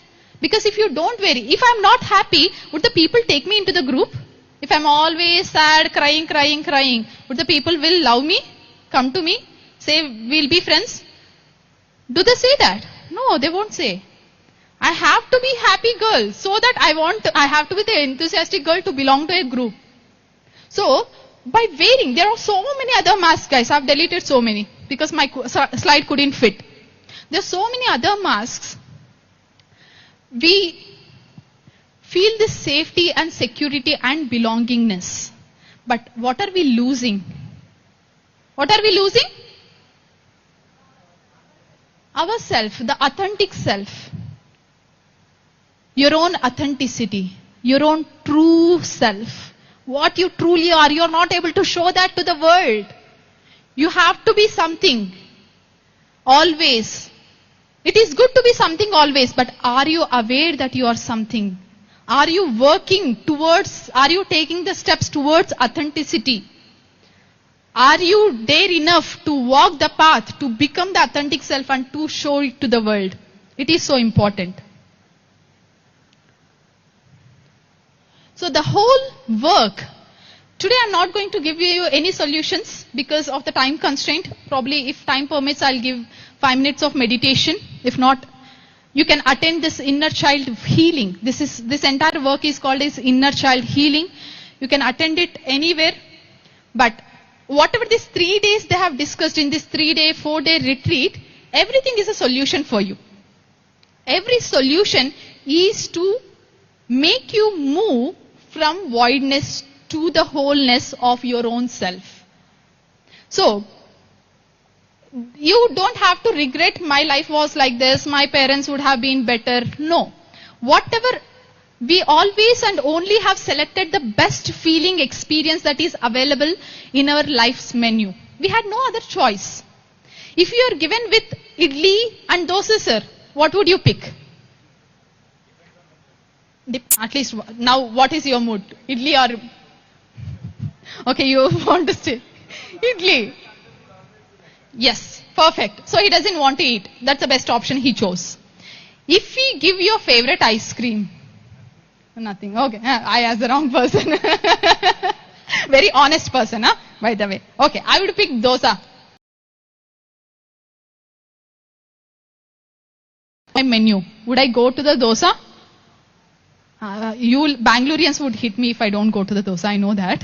It's an authentic food of Kerala. Bangalore. But I would choose the best available option for me. Yes or no? Even in your life, in your parents' life, whatever they have done, that's the best thing that they have done at that point of time. They wouldn't know anything better. So, going back to, looking at your life, you don't have to regret any incident, any moment, your parents. No, that is the best option you have selected for your life menu. But right now, what you have to do? Add more choices. What you are doing there, doing here, sitting here is adding one more new choice of exploring life. A big clap to each one of you. To each one of you, it should sound louder. When you start adding more choices to your life starts becoming better. So what you're not responsible of the programming that received in the childhood, but as an adult, you are 100% responsible for fixing it. Now, how do you fix it? I'll give you a few steps. There are always 2 voices inside of us. One is that vulnerable, wounded self. Like whatever the negative beliefs that you have, someone is talking from inside. Yes or no? There is always someone talking from inside. That is one voice inside of us. There is also another voice which is awakened, compassionate, your own intelligent voice.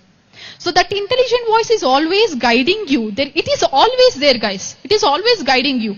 But there are too many thoughts. Our brain is fogged with so many thoughts, so many external distractions with the world outside that you forgot to listen these two voices inside you. So that's where this is where meditation comes into your picture. What are you doing?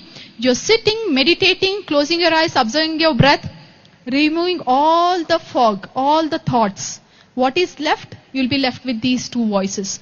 One is the voice that needs help. One is the awakened self that is ready to guide you all the time. And always the next steps to your home, to yourself is notice the inner child voice in your daily actions. Every day, every minute, even before I stepped onto the stage, my voice started saying me, oh, this is your first time, how would it be? My awakened version started saying me, no, you just surrender. Just be, let it flow. Whatever they want, you will get it. There are two voices I could hear because I sat in meditation for a few minutes. That's where meditation helps you. Practice the small act of compassion. How many of you treat yourself? Wonderful. I would go on long dates. I would go on long drives. I would go on a solo dates. So for food, like I would go to my restaurant, eat my favorite item, just enjoy being with myself. You know, I would do all the things that I love to do. So this act of self-compassion. So if you want to show love to someone else, what do? Guys, I want your eyes to be here. They will be on the stage in few minutes. Don't worry. You'll get to see them. So if you want to express, I know there's 7 minutes. I'm looking at it. Thank you. So if you want to express love to someone, what do? You do the favorite things that they like, right? If Vaishnavi likes flower, I would give the flower to her. I would give the flower to her. You have received so many from Nikhil already. No. So what do? You do the favorite things that the other person likes, so the other person would feel happy. Why don't you do that to yourself? Because there is someone waiting inside of you who wants the love. You want love? But you are searching for the love from your boyfriend, from your girlfriend, from your parents. They are not loving me. I would ask, are you loving me? Are you loving yourself? No, not me. Are you loving yourself? Yes. Huh? What gift did you give? To yourself, sir. Do that. Gift yourself. Spend time with yourself. See how your body is feeling, how your mind is feeling, what kind of voices you have. How every minute are you able to connect to yourself every minute? That helps you. Journal all your negative core beliefs. First identify, acknowledging is half of the job is done. I would say 90% of the job will be done if you just journal what you're going through.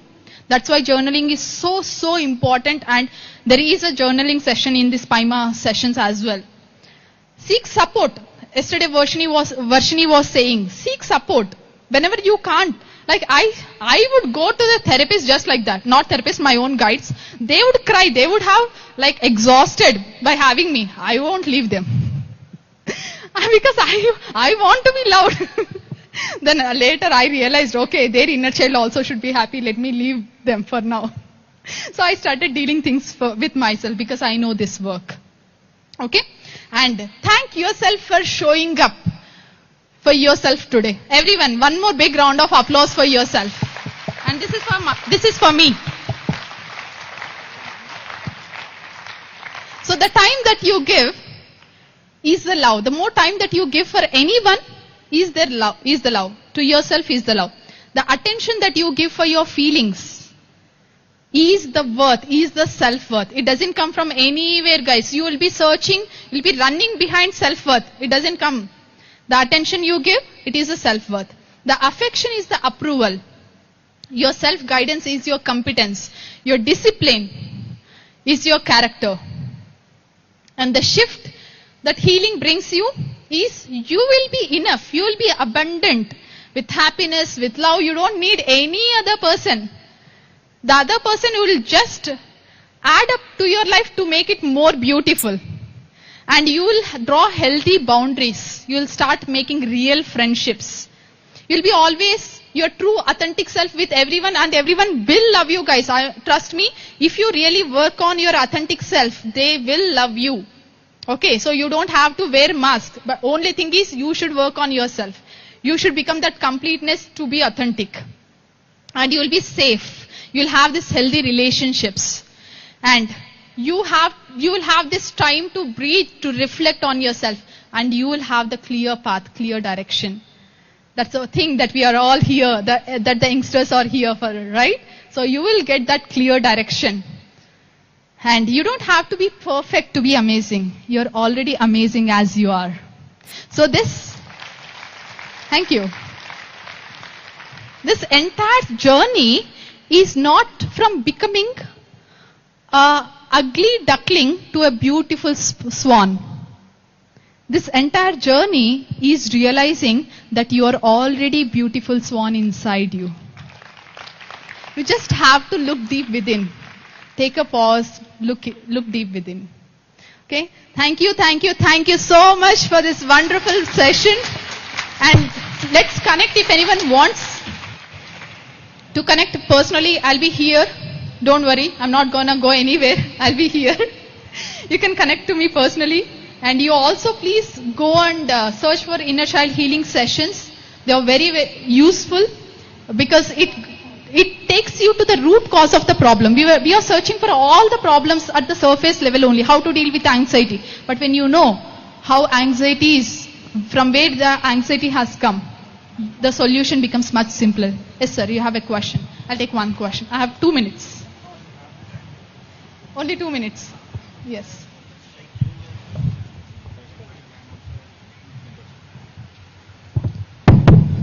I have so many questions, but I figured out 3 are very crucial.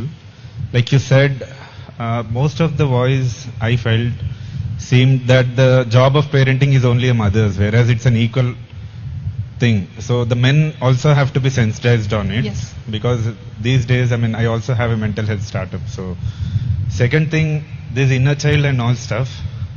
My mom was I can say it in the public. My mom was a psychiatric patient. I've had my own share of mental health issues, but that's only a genetic memory that is being. But we have 8 types of memories. Once you become spiritual, now I deal 8 businesses doing very good, but I don't think I've never been anxiety. So the first question was regarding the parenting. Second question is, once you turn spiritual, and the most of the talks I only sensed, in my opinion, were focused on genetic memory. There is something called neuroplasticity. You can be through whatever the hell you have been. Like for suppose my own example, I've been in a room locked myself for 8 months when my partner passed away, but right now it doesn't affect me. So I feel you, sir, because I'll answer you these 2 questions. Yeah, please. For the first question, yes, I focused on mother because I'm given only 1 hour slot. Mother is the first one ever. You please come to the 3-day workshop. You'll also know what is the father wound that we carry. And second question, yes, I totally feel you because I've been through the phase as well, where my partner also passed away like 6 years ago. And my entire world scattered. And I had whatever the memories that were imprints, I had to work with each one of it. There is the neuroplasticity, you can rewire your brain entirely when you're conscious about it. And that's where meditation helps. And this everything is the tool that helps you to understand, oh, this is it. This is what it is coming from. So I worked on every aspect of myself, every puzzle of myself. And now it doesn't affect me. Right? So as you said, we can change anything and everything in the life, guys. There's nothing that you cannot change. Everything you can change. The first step towards everything is awareness. If you have awareness, if you know what you're going through, or if you could at least have time to sit, listen, that's 90% of the job is done. For that, you need to silence yourself. You need to stop running. And is it easy to stop running? Mentally? Very difficult. That's why you need the pond like this to reflect upon yourself. Alright? Thank you so much. Once again, a deep gratitude to each one of you. Thank you. Thank you, Manusha. I'm sure all of us connected and learned many new things. Am I right? And Louder, also, guys, what I observed in this session is that we are in a world where we are trying to be someone else, and this session reminded us on how important it is to awaken our inner child and be who we truly are. And I'm so grateful and so much thank you for actually holding this session with this generation today. Thank you so much, ma'am. And we have felicitation by Shalini ma'am to our speaker today.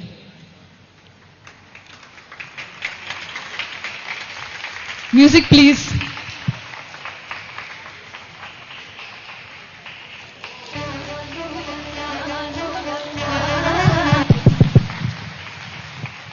See, I guess before you guys asked for music, that applause was the result of what she spoke.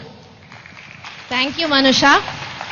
I have been with her and I know her for the last 5 years, but let me tell you, I was surprised the way you were speaking on the stage, so open, so bold.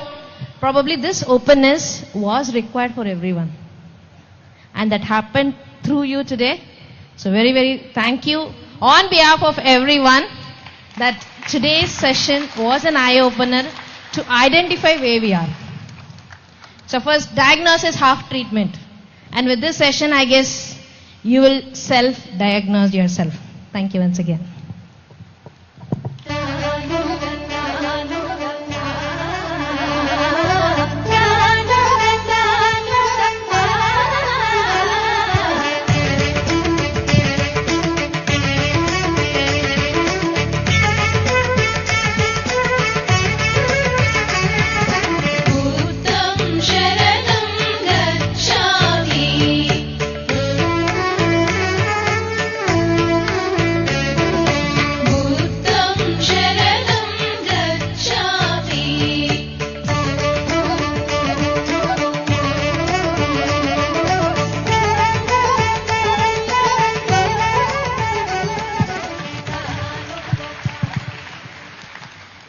So we're almost 60% in this day 3 of the 4-day Awakening Youth Fest 2026.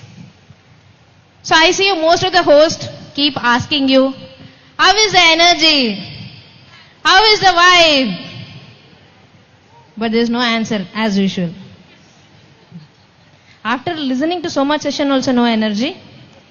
I think you're all into trance still. Yes. But how is the program being planned? Are you guys enjoying? How was the nature meditation today? How about the food? Yummy? You want any more extra dishes to be added? It's already too much. So we'll subtract something from the menu? No? Alright. So this event is being beautifully planned and taken forward by Paima. For the last 3 months they have been working. It's not just an easy job of overnight. And let me tell you, everyone have been doing their academics or working or they are running their own business, but taking time to carve out everything, to beautifully lay it out from where they are, so that they want to showcase it to everyone, that whoever is coming to this Awakening Youth Fest, they have to get connected to it. Is the result okay? Average or below average? Average or below average? Okay, like this or like this? Like this. No doubts in it? Yes. So, as this energy is also booming, to run this show, for this whole of the things to happen, to coordinate with the speakers, to the musicians. And by the way, how was the dance yesterday? Last night dance was so vision, it was wow, especially the light one. It was a visual treat. Yes. So for all this to happen, we also require the money energy. So most of you have come here for the first time. So let me just introduce how this all works. You might say, I paid and I have come for this program. But whatever you had paid is for the maintenance of the accommodation what you have been staying for the 4 days. So apart from that, food is being served to everyone who are here. So much of space where we can sit, meditate, listen to so many. We have invited so many speakers, guests, artists, culturals, musicians. So a few of them are really contributing where they could come, give their time and support with their skill. But for the rest, we have to pay them so that we are maintaining the vibe in meditation, creativity and fun as well. There is no tede mede. We are equally taking it everything forward. Is it right? So kudos and a round of applause for the event planning team. So this moment, I would like to take an initiative and request you all to share some money energy with us. Because we still have another day and lot of bills to be paid. We get messages from the provisions, from the other people. So this is a necessity right now. That is why we are opening our mouths and asking. So some of you would have contributed and we request you to please think about it. So at the downstairs in the help desk, you also have a donation desk. And you might ask, what happens when we donate? So that's you all know the Surf Excellence, sharing is caring. So everyone, they have shared their time, their skill, their energy. And not only that, there are many people who have contributed their 1 month's salary for this youth fest. A round of applause for all those guys. So let us also contribute for this event with complete heart, with the joy. That joy energy will work. That happiness what we share will work. So please, whenever you step out, look out for the donation desk. Take your mobile, scan any 5-digit or a 4-digit number. Thank you. Thank you so much, Shalini ma'am. As she rightly mentioned, whenever we get a lot of views from a particular work, we should always donate and contribute back. And this was a free event which was conducted by PIMA. And if you find this inspiring, useful, and if it has transformed your life, I would request you all to please make donations and so that we can bring up with much more facilities from next time. So now, with this Josh, let's move on to our next one, which is PIMA Spotlight. See, every movement grows because of the people who carry its vision forward. So, our next segment is of PIMA Spotlight, where we'll get a glimpse of the wonderful work happening across the different regions. And for today, we have PIMA team from Andhra Pradesh and Telangana, who is going to share their journey with us. I would like to welcome you all with a big round of applause on the stage.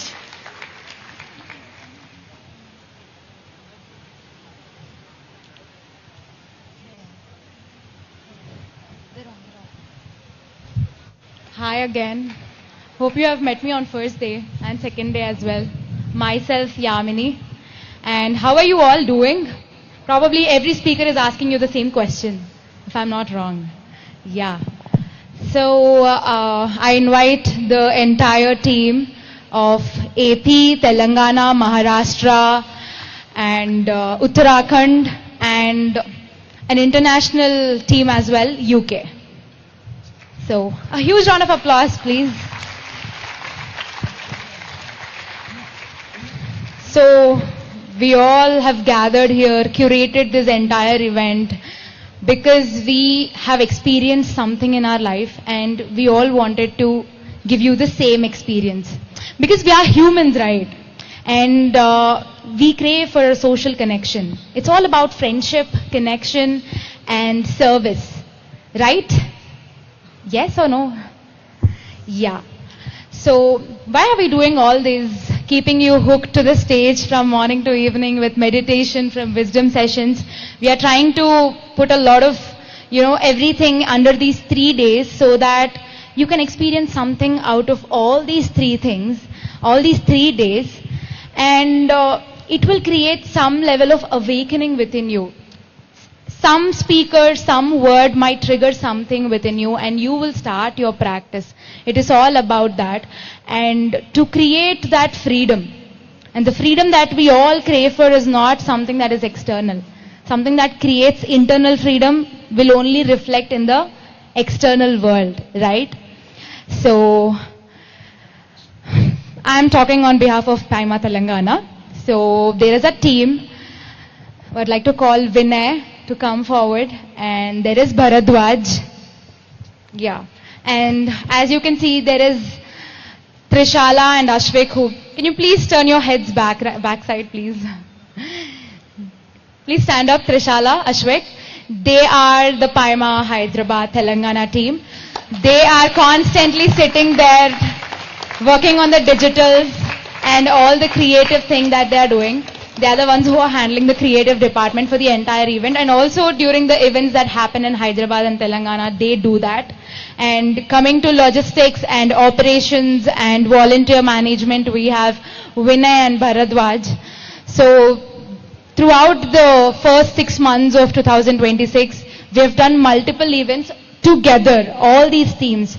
So each one will come front and share their experience and what they have put together. I'd request to speak about what has happened in Hyderabad and in Telangana state. Please, Bharadwaj. Hi, good evening. Myself, Bharadwaj. So in the last 8 months, we did one Awakening Youth. It's a one-day program. So around 20 members came. Everyone is new to PMC. So they enjoyed a lot and they learned so many things. So in that event we did mandala art. It's a neuropathy art, so it's a 2 different one. And we did 3 stillness circles.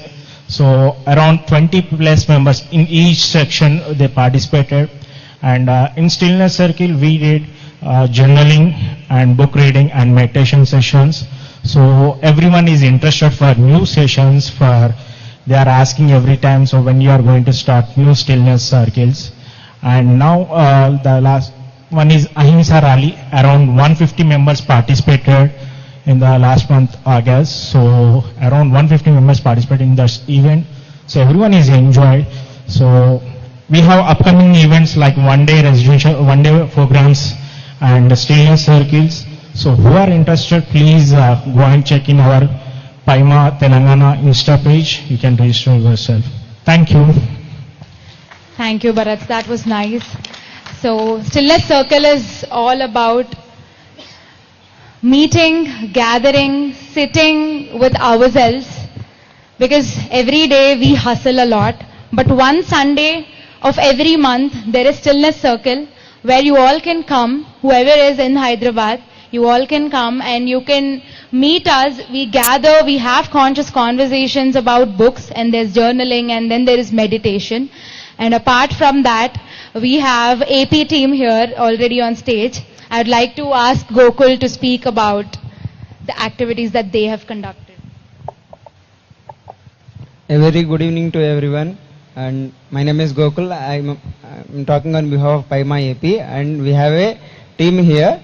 And Kiran, Vishnu, Vamsi, Tejashwini, Kusuma, Kalyani, Charan, Sushmant, Manideep, Rahul, and there are also so many who didn't show up, like Indumati, Amrose, and so many people are there.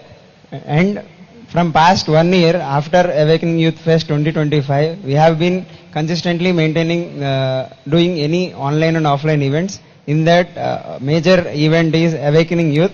That is 1 day and 3 day workshops. We are conducting around every region and we are trying to go to every nook and corner of the state, and we have covered Rayalaseema and Karnool Kadapa region. Then we have covered Coastal Andhra. Next time we are going to Vizag, Uttaraandhra region. Then we are doing a social experiment called AYB, that is Are You Breathing? like we will go into mass public gatherings and we will ask them this question, are you breathing? Like it's just a simple question, but the real awareness or real knowledge or what we say is come from the simple question. So we go to every parks and malls and we will distribute about this what is the importance of breath and how to do meditation and how to reduce all our stress, anxiety, and what are the problems especially faced by the youth these days. So then we have online sessions. One is Inner Yatra that will be conducted by both AP and Telangana in Telugu language, and we have Apodipa Bhava, that is 18 principles of PSSM. So Patriji always emphasized that every pyramid master or Paima master should learn and include 18 guiding principles in their life, not only to them but for a better society and but for a better planet. So we are taking this wisdom forward through Paima from different states and in different districts. So I would like to thank each and every one of our teams here, both Andhra and Telangana Telugu states, to make this Telugu Paima reaching more and more language. And we have Insta page also, Paima Telangana AP. So those who are from Telugu states, you please follow this page. It's in the Insta, Paima Telangana AP. And we have WhatsApp groups also. They are different. One is Andhra and one is Telangana.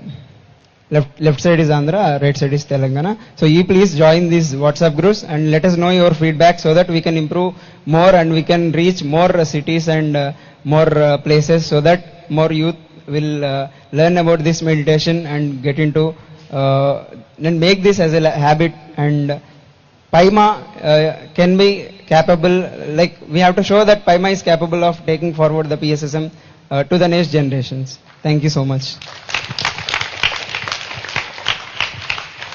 Thank you, Gokul. You put everything together with a lot of love and friendship. Thank you so much. So as you can see, there are the QR codes you can scan. However way you want to contribute, it can be through your time or money or your skill. Whatever it is, we accept it and we welcome you to our teams. And instead of me speaking more about what we have done, I'd like to ask one of the participants who have been traveling with Paima for a year now, who is Karthik, and he's from Hyderabad. I'd like to ask to speak for 2 to 3 minutes, sharing his experience. Hi, thank you so much, Mansi. Hi everyone, I'm Karthik. Yeah, it's been a journey, dude. Like 2 years, I can imagine, like 2 years back, I was kind of in a transitional phase where I was thinking, I was actually a hardcore non-vegetarian, and I was thinking to myself, should I be actually stopping it? And few questions were arising. Then I used to talk frequently to Mansi saying, dude, I want to do this. But then, yeah, she kept nudging, just do it now. Then fine. I was also following Paima. Then I thought, I was just seeing the content, everything was happening, and I was like, damn, this is so brutal. And the inner calling was there, but this was like a push, the final push that's needed. So that is where I thought, okay, let's just do it once and for all. And I thought to myself, it doesn't happen. Oh, like, if you keep like contemplating, okay, now, not this time, okay, fine, from tomorrow, it's not going to happen. Just that then and there, if you want to do something, just do it, dude. Or else, it's not going to happen. Just do it that very moment. And yeah, about the traveling, right? This happened like first fest was like amazing. I was going bonkers over everything. Like I was like, I have to spread the word. Wherever I go, I have to just spread it, dude. Everybody has to experience it. The energy over here, it's amazing. The pyramid energy, the nature, the people. You get to vibe to so many people. It's not like every day you get to just go randomly and speak to a stranger. And it might sound off, but it's not. It's so easy to do it if you have that, the easiness, So I realized that with Paima, and not really, but then just inner liberty. Our soul craves for inner liberty. That's what I realized over here. While meditating, I realized one thing is, we are souls, inward, let it be inward or outward. Like she mentioned, I love traveling. Let it be inward or outward. We love to travel, dude. We love to explore ourselves. Let it be wherever we want to go. So, through meditation, you travel inward. And if you want to experience life, you travel outward and get to experience culture, like what exactly is happening everywhere. And that is what I thought to myself. Our soul craves for traveling. Our soul craves for, just to know ourselves better. So meditation is the tool. Everybody keeps saying it. It's not a cliche statement. It is true. Just try it out. The newbies, whoever want to try, whoever is skeptical, just do it to yourself. And you will remember everything that happened. Everything is happening for a reason. And today is the testimony. These 3 days are the testimony. So, yeah, that is about it. And my travel, and like I said, it's just a reflection. Like inward you travel, outward you travel. Wherever you go, just keep traveling, just experience new things, and your soul will be very happy with you. And I recited a poem. So I was just thinking, I wrote this poem before even meditation was a tool, but I was practicing it here and there. I wrote it before. So the poem goes like, I was sitting in a classroom and I wrote this. When I look up to the sky, sitting by the shore, listening to the soothing sound of the waves, a sight to adore, I pen down my thoughts regarding the ambience. There might be peace externally, but deep in my mind it gets pricked, saying this life is a state of transience. I think whether if this life is as easy as it seems, but I realize that admiring the shore is just a state of mind, and I need to put my efforts for a moral life I want to redeem. Life is uncertain. The alluring waves may one day turn into a huge tsunami. In the same way, be ready to face the odds and don't think that life would say cozy and palmy. And I say this fine, but then you can get through the waves if you keep meditating. Thank you all. Thank you so much, Karthik. I've known Karthik for almost years now because he and I did the schooling in the same school. So, but then we were not in touch back then. We were in touch when I actually met him, one of the stillness circles that happened. That's how we got connected. But yeah, and there's another program happening this International Youth Day on August 8th. This is done by Pregnax in collaboration with PMC. Yeah, more details you can actually get in the help desk. You can know about it. You can get all the details there. So it's happening on 8th of August, Saturday, and it's for all the Telugu audience who wish to join this program. Yeah. Thank you so much. So now we have Maharashtra team here. I'd like to call Yadnesh, who is currently leading the Maharashtra team. Is Yadnesh here? Yeah. Maharashtra recently started this year. In the last year, they were more participating in multiple programs, and Yadnesh one day met Parinita Akka and asked, how can I contribute? And immediately Akka said, all you have to do is the intention to spread. And you can join any team that you want. And he decided to take it forward by forming his own team in Maharashtra. And he's formed a small group, and he is trying to bring a lot of crowd so that he can reach out to each state in Maharashtra. I request Yadnesh to come on to.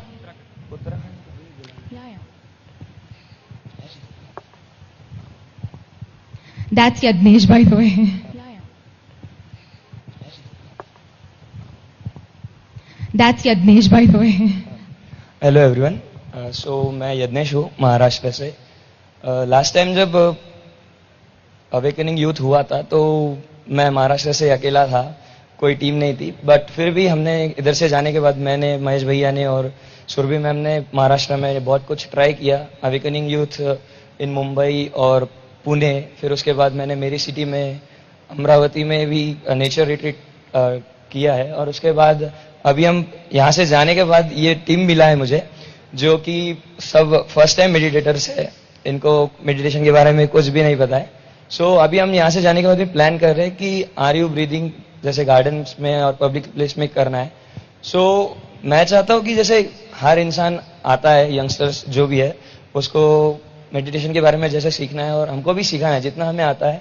सो जैसे ये लोग आए हैं, मैं भी चाहता हूँ कि आप में से भी जो महाराष्ट्र से या किधर से भी है वो आए. और हम महाराष्ट्र में वैसे भी अभी टीम मिला है, पहले नहीं था बट अभी भी है, और अभी आगे हम इसको और बड़ा करना चाहेंगे जैसे अभी लास्ट टीम दिखा के गई है. So thank you.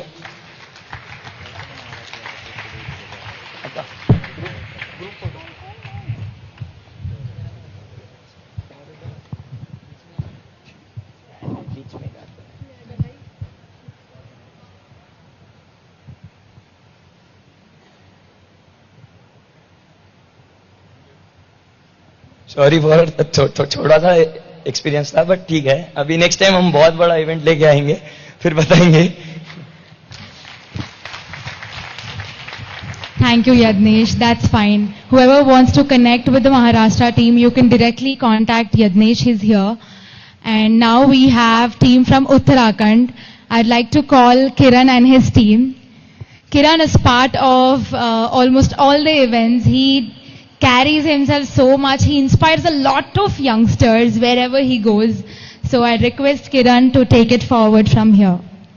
Hello everyone.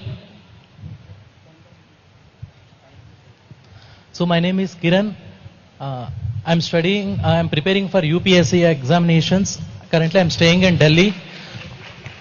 Recently we organized Mahavatar Babaji Pyramid Dhyana Yajna at Himalayas, Uttarakhand, Dwarahat mein.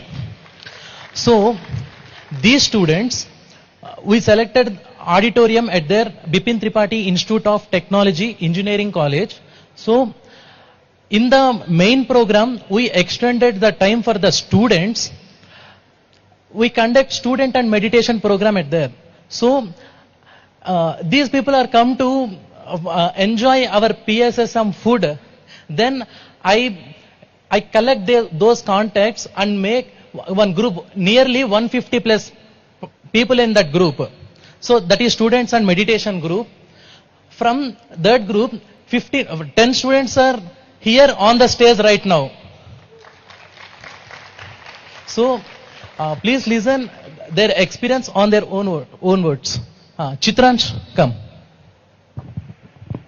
Very warm welcome to the members of PSSM movement and PYMM members. I am from Uttarakhand and this is my team from Uttarakhand. We currently study in BTKIT, Dwarhat.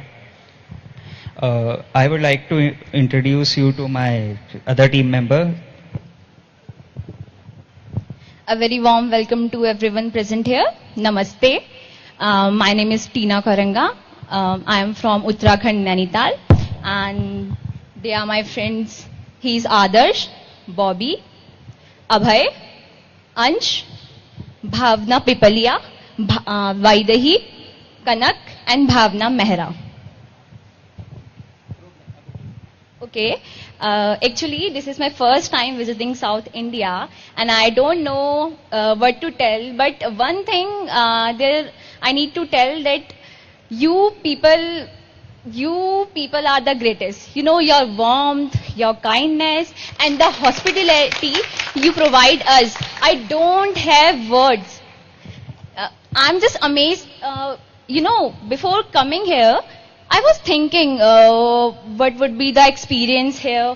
But the first day I came here and I see the people, so many beautiful people here. You know, I love this experience. And also this is my first time experiencing meditation.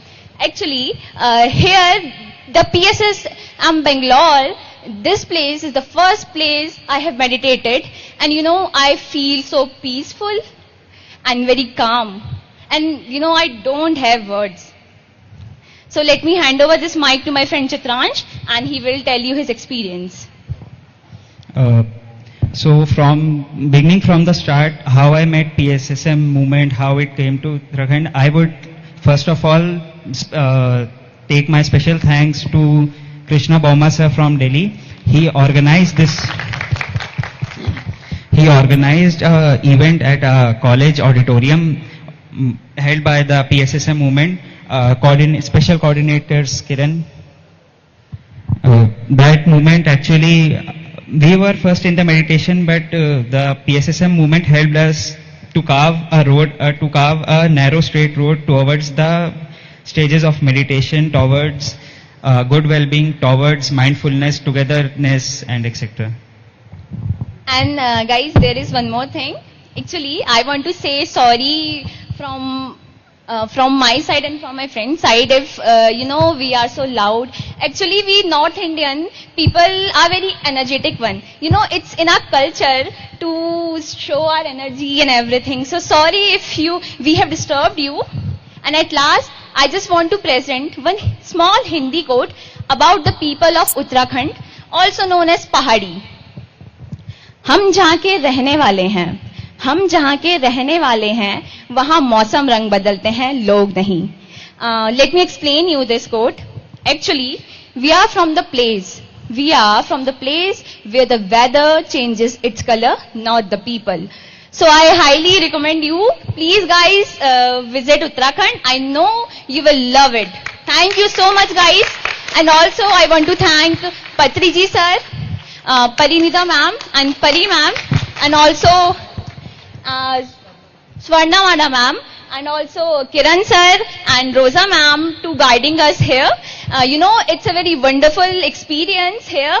And from my friend's side, I want to say a very, very heartfelt thank you to all of you. Thank you so much guys to making our experience this much good. And when we will return, we will go with so many friendship and very good experiences. So thank you so much guys. Again, thank you so much.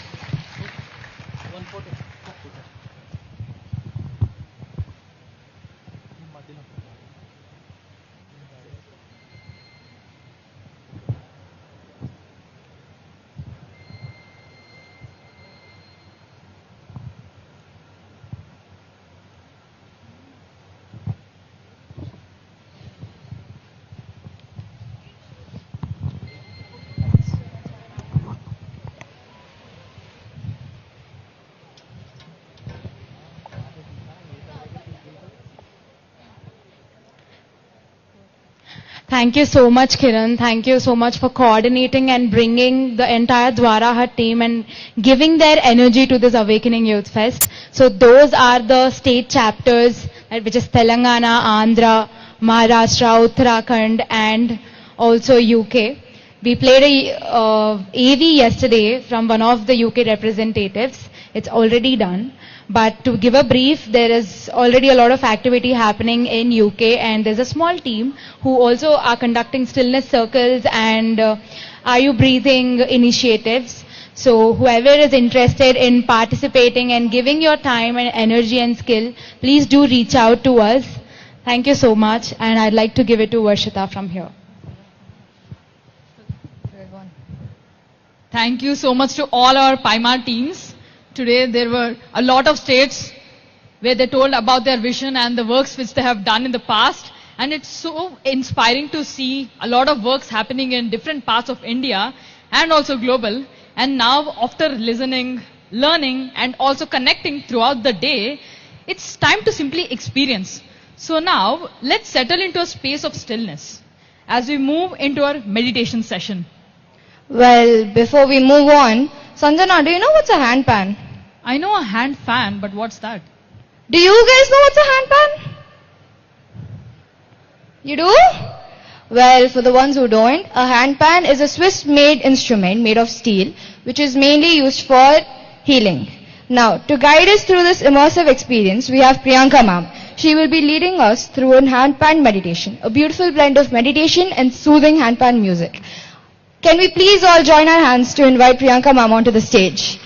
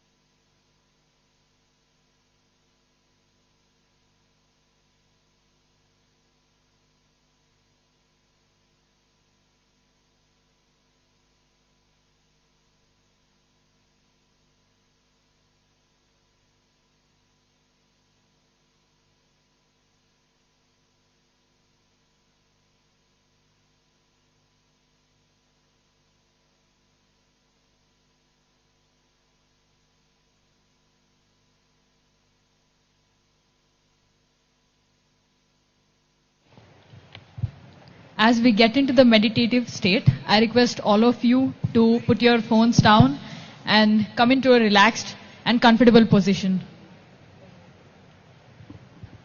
Slowly close your eyes. Clasp your hands.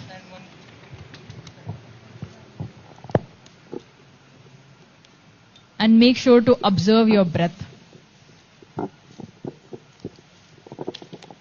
Just relax yourself.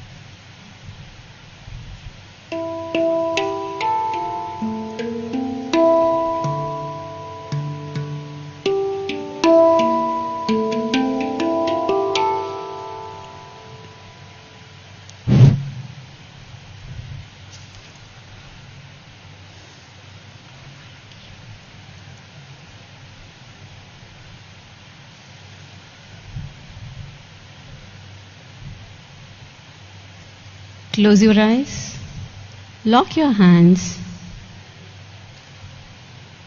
relax your body, talk to your body like your best friend.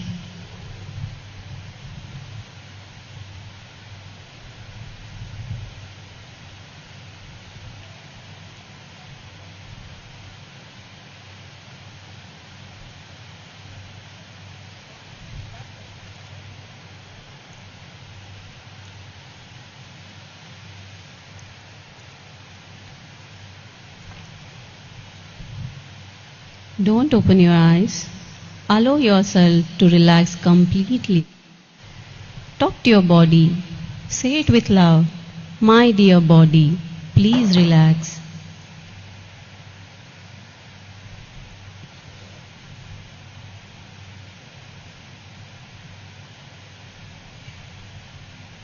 Whatsoever, don't open your eyes.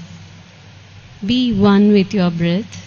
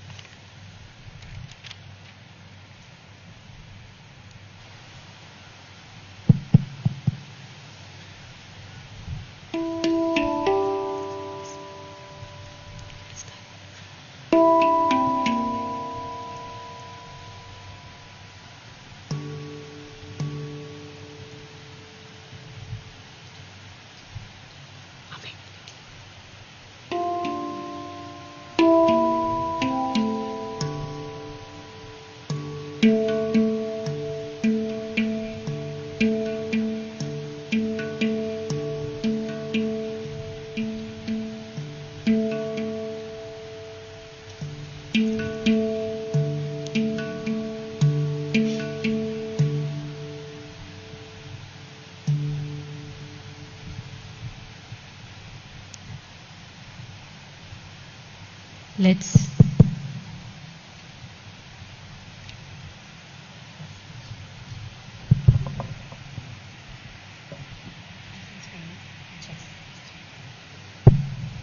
Let's keep a beautiful intention to return home to our true selves.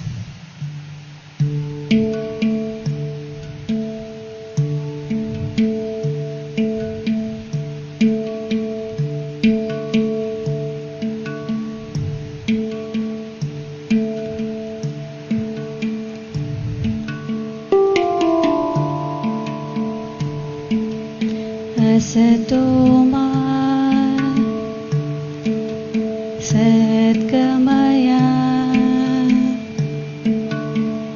Oh my dear universe, please lead me from illusion to truth.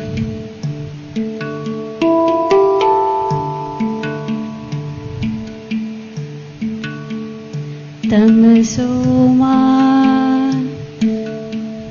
Jyotirgamaya.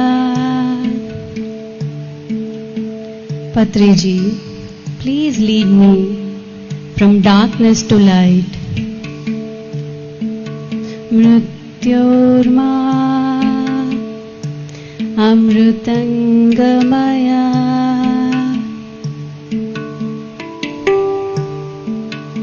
Lead me from fear and limitation towards awareness.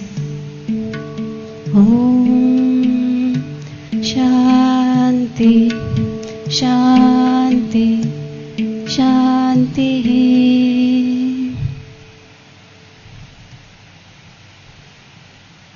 With each breath, invite clarity into your mind, light into your heart, and peace into your being. Just be one with your breath, my dear friend.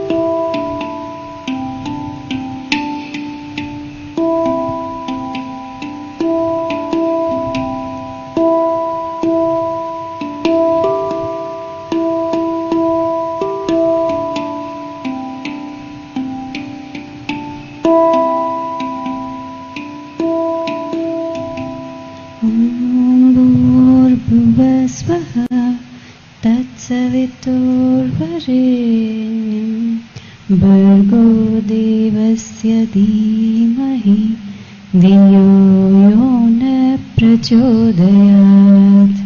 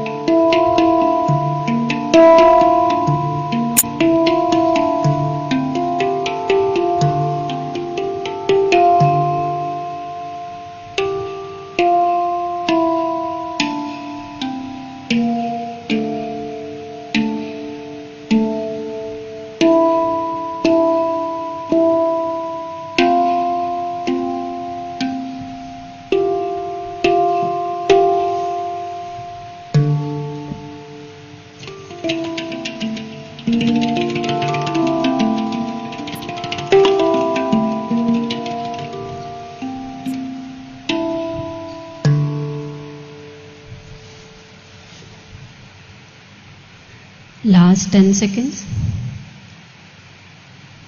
Come back to your present moment.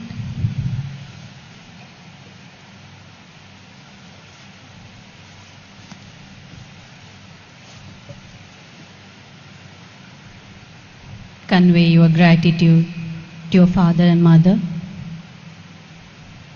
Convey gratitude to our beloved Guru Patriji. Don't open your eyes. Convey gratitude to your wonderful life.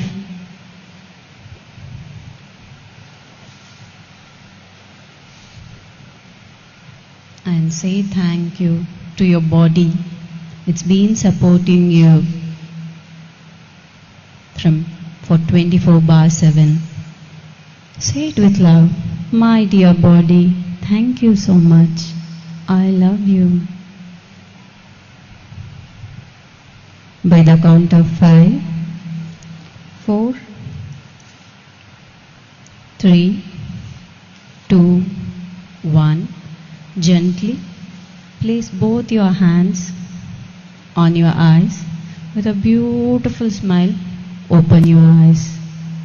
Thank you so much for having me. Thank you.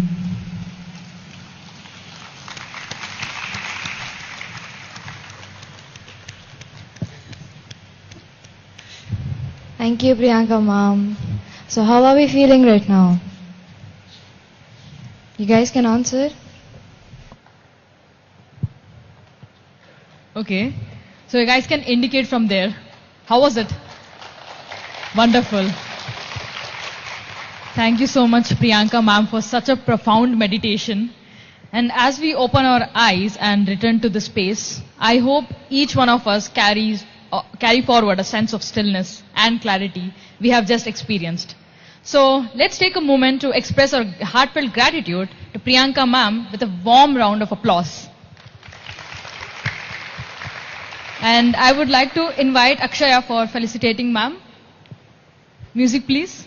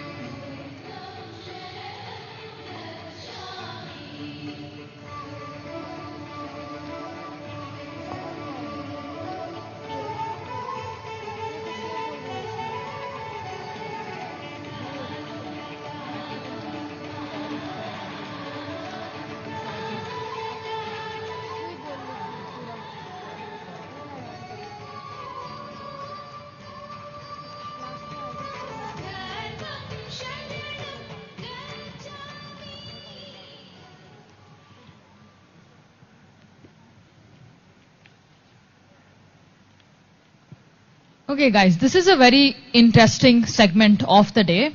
Reason being, it is related to the space where we are right now meditating, which is the pyramid, the iconic pyramid. You must have been wondering, why is there so much power in meditating under a pyramid? And it also, when we talk about pyramids, it has certain specific angles, like 51 degree, 51 minutes. So today we have our speaker, Vinay Kumar, who would be introducing and letting us know about some of the significances of meditating under a pyramid. And you all must have been aware on how keeping a fruit or a vegetable under a pyramid would not rot, right? So there are a lot of fascinating concepts like that. So we would like to invite Vinay Kumar on the stage, please. And he is going to deliver a talk on the power of pyramids. Over to you, Vinay. Hello, my dear friends, my dear masters, and I won't say my dear gods because we should be in that state to say my dear gods and feel that you are also God, I am also God. So, yeah, I'm very humbled and fortunate to have this session inside the pyramid on the topic pyramids. And my heartfelt gratitude and thanks, my pranams to our beloved Guru, Brahma Shri Pitama Subhash Patriji. And let's have a big clap for our Guru Brahmarshi Pitama Patraji, because of whom we are here, and also he is the first person who reintroduced the power of pyramids in our daily lives. There were so many pyramids. As soon as we hear pyramids, what is that we get in our minds? It is the Egypt, mummies, and the pyramids were only used to bury the pharaohs. That is what we get in our minds, and that is what we have heard in our school days as well. So, but actually, in reality, there are so many theories how the pyramids have been built, but they have not come to a proper conclusion of this is the perfect theory the pyramids of Giza have been built. And it's not only in Giza, there are so many other places where pyramids are found and pyramids are built. And let's go through those things in the history of pyramids. And yeah, let's go to the slides.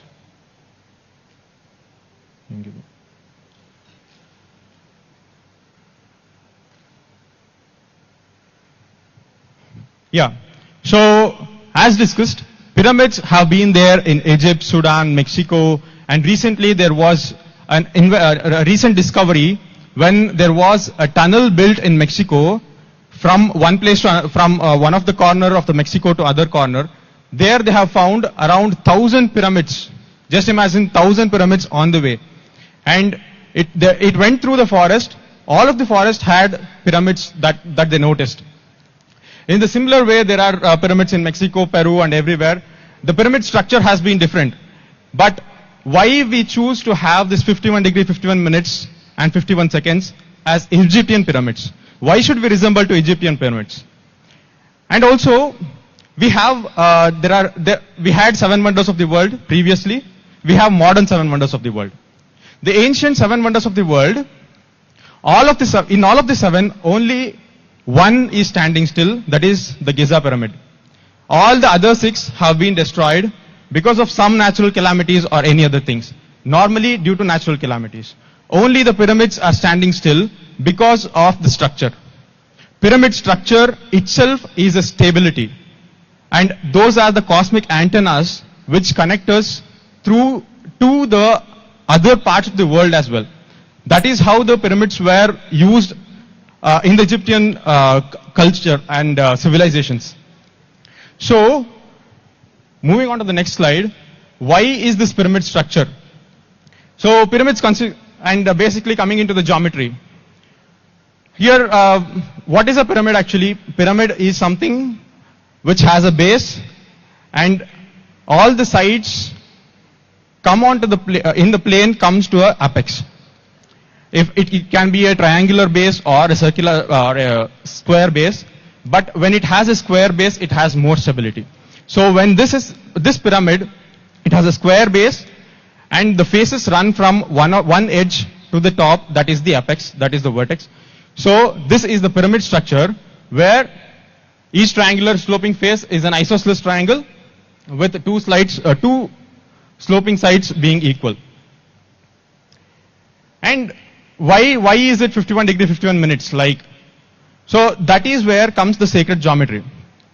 The sacred geometry is related to geometry again, and here pyramids are completely based on science and geometry.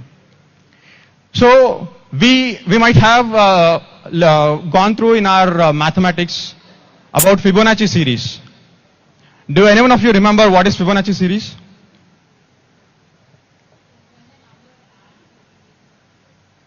Yeah.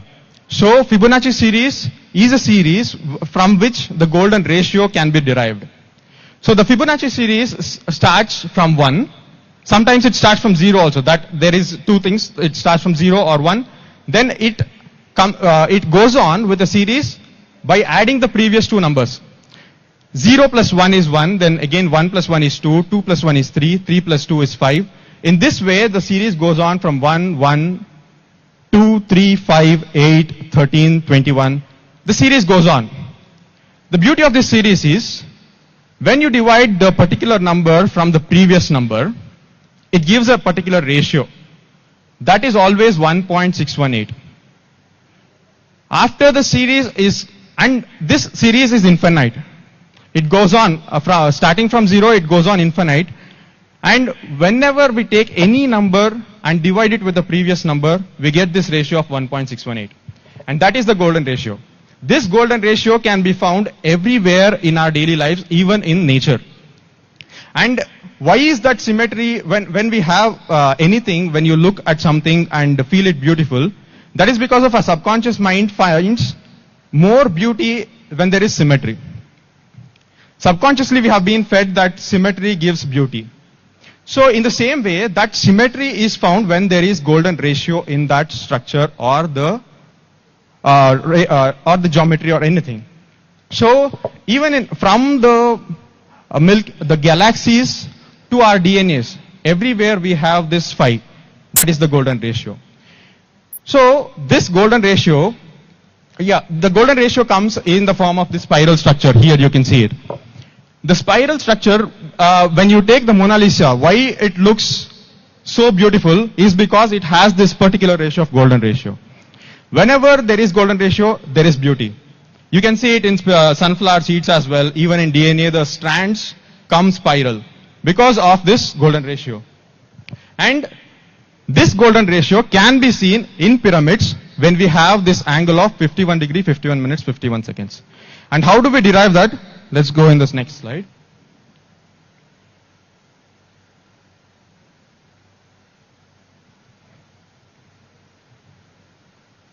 Okay. So here you can see in the next second picture where there is phi on the horizon. I mean the slope of the pyramid, and the center to the the vertex to the center is the height of the pyramid. That represents square root of the phi. When you take the center to the base of the center of the base, when you draw a line, that ratio, if it is 1, and okay, so if you have this angle of 51 degree 51 minutes, that is the theta here. The theta which you can see is the 51 degree 51 minutes. When you have that angle, we have this phi on the slope. So that is how we'll get phi in our angle of 51 degree 51 minutes. Are you able to correlate? I'll tell it again. So when we have this 51 degree 51 minutes, only then we can have phi in the particular slope of the pyramid. When we have 51 degrees, the slope of the pyramid will be having the phi. That is the golden ratio. That is why the 51 degree 51 minutes becomes the golden angle. And we also know that we have been meditating in pyramids from 3 days, and we experience the energies different when we climb up the king's chamber. Many of you might have experienced that the whole king's chamber is, like swirling around. Have anyone of you experienced that? Yeah. There are so many people who experience the same experience. When you go sit on the top of the king's chamber and meditate, we feel that the whole king's chamber is swirling around. Like we sit and it starts swirling. We feel that someone is climbing, so the whole tomb is shaking or something. But that is the experience which happens to everyone because of that energy which comes in that particular spot. That is because when we also see so many. See, when it comes to science of pyramid, here there is so much of solar energy around us. But that solar energy can be seen or felt when it comes, when we use a magnifying glass.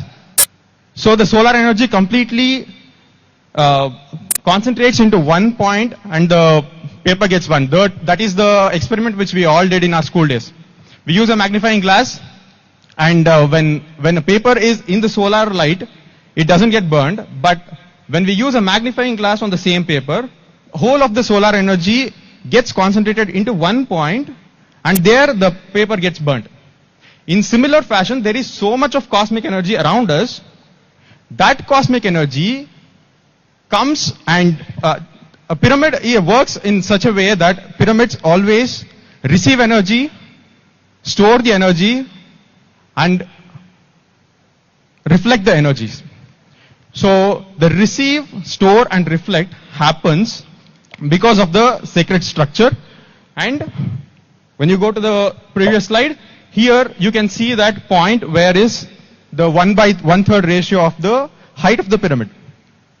When the king's chamber is always built at 1:3 ratio with the height of the pyramid. When the height is divided 3 times, the second portion from the base is where the king's chamber should be located.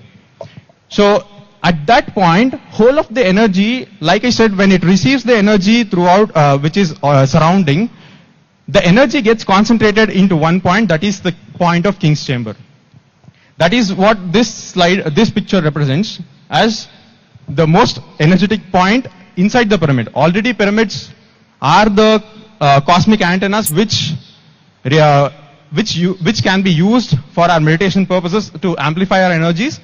But still, when we go to the particular place of king's chamber, we can receive more of the cosmic energy.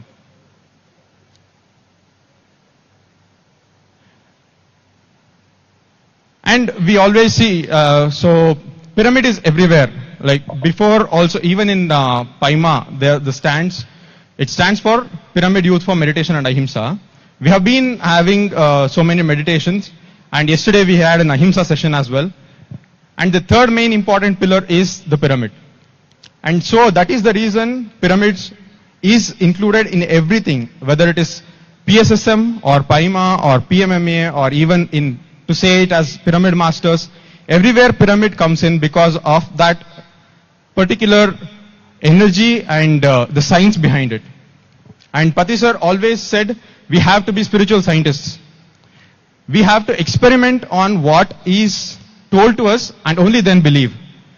And in that way, pyramids can be used and experimented. Pyramid experiments, there are multiple experiments which are conducted, and everywhere we can see that benefit of pyramids.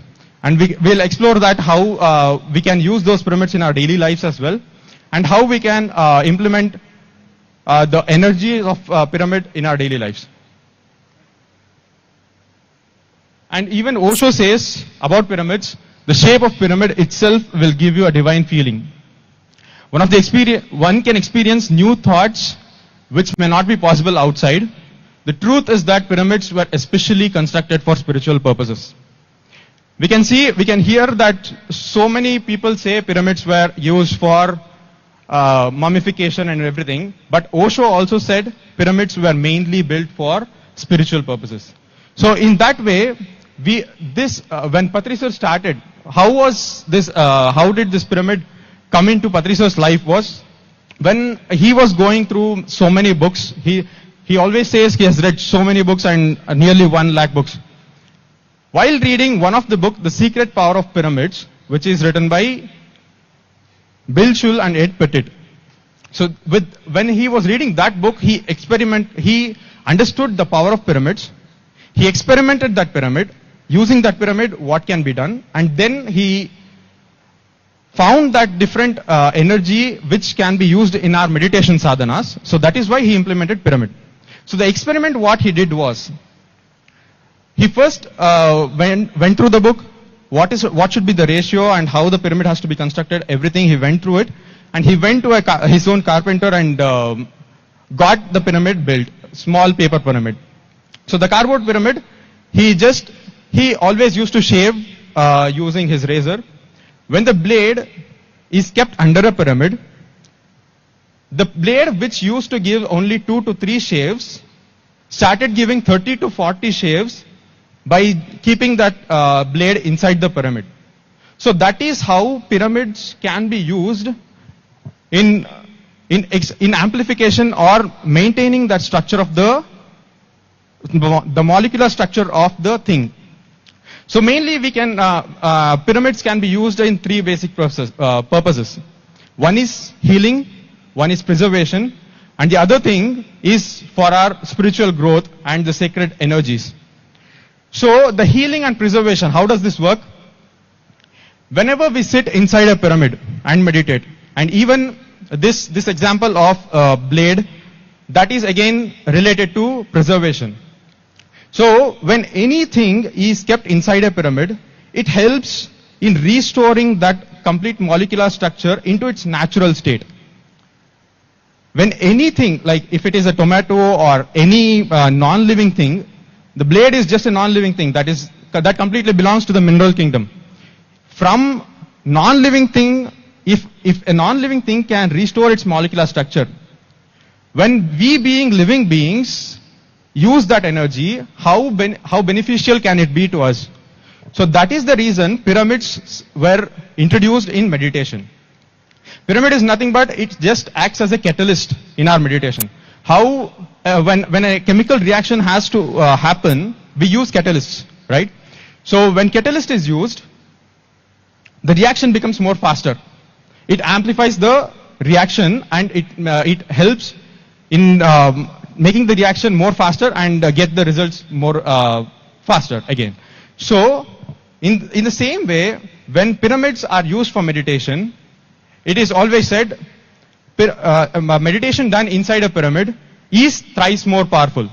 So whatever the meditation we do outside a pyramid, the meditation done, 1 hour of meditation done outside the pyramid is equal to 3 hours of meditation. Sorry, I'm very sorry. 3 hours of meditation done outside the pyramid is equal to 1 hour of meditation done inside a pyramid. So that is the way pyramid energy amplifies and makes us receive that abundant amount of cosmic energy which is already surrounded in the universe to help us in our healing purposes. So we already have so much of self-healing qualities. Like even when there is a wound or for example there is a fever. If you have a fever, if you just don't take any medicine, the fever will vanish after some days. Everyone agrees? Yeah. So we take medicines and we suppress the fever what was there and it will again come back because it is not completely healed on its own. It is not a self-healing purpose, self-healing that is happening. We are suppressing it, which will come back again. So that self-healing happens in a long duration. The fever can take 10 days and get healed. But when we start meditating, the self-healing happens maybe in 5 days. But once we start using pyramid and do meditation, then the 5 days, whatever the fever is getting cleared, that can come down to 2 to 3 days. In that way, we can use pyramids to help in healing and the preservation purposes. So, as said, like benefits of pyramid meditation are numerous, and here we are having just a few pointers which I'll be sharing it here now. So, first thing is experience the calmness to extreme euphoria. So, when we are okay, let's take the statement. Conscious sleep is conscious meditation. Meditation is conscious sleep and sleep is unconscious meditation.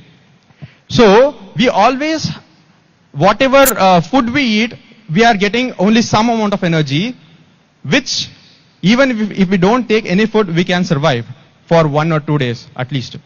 But without sleep, it is rather difficult. So that energy which we receive in sleep is because of the mind state which we go into the beta to alpha state. So beta to delta state. The brain waves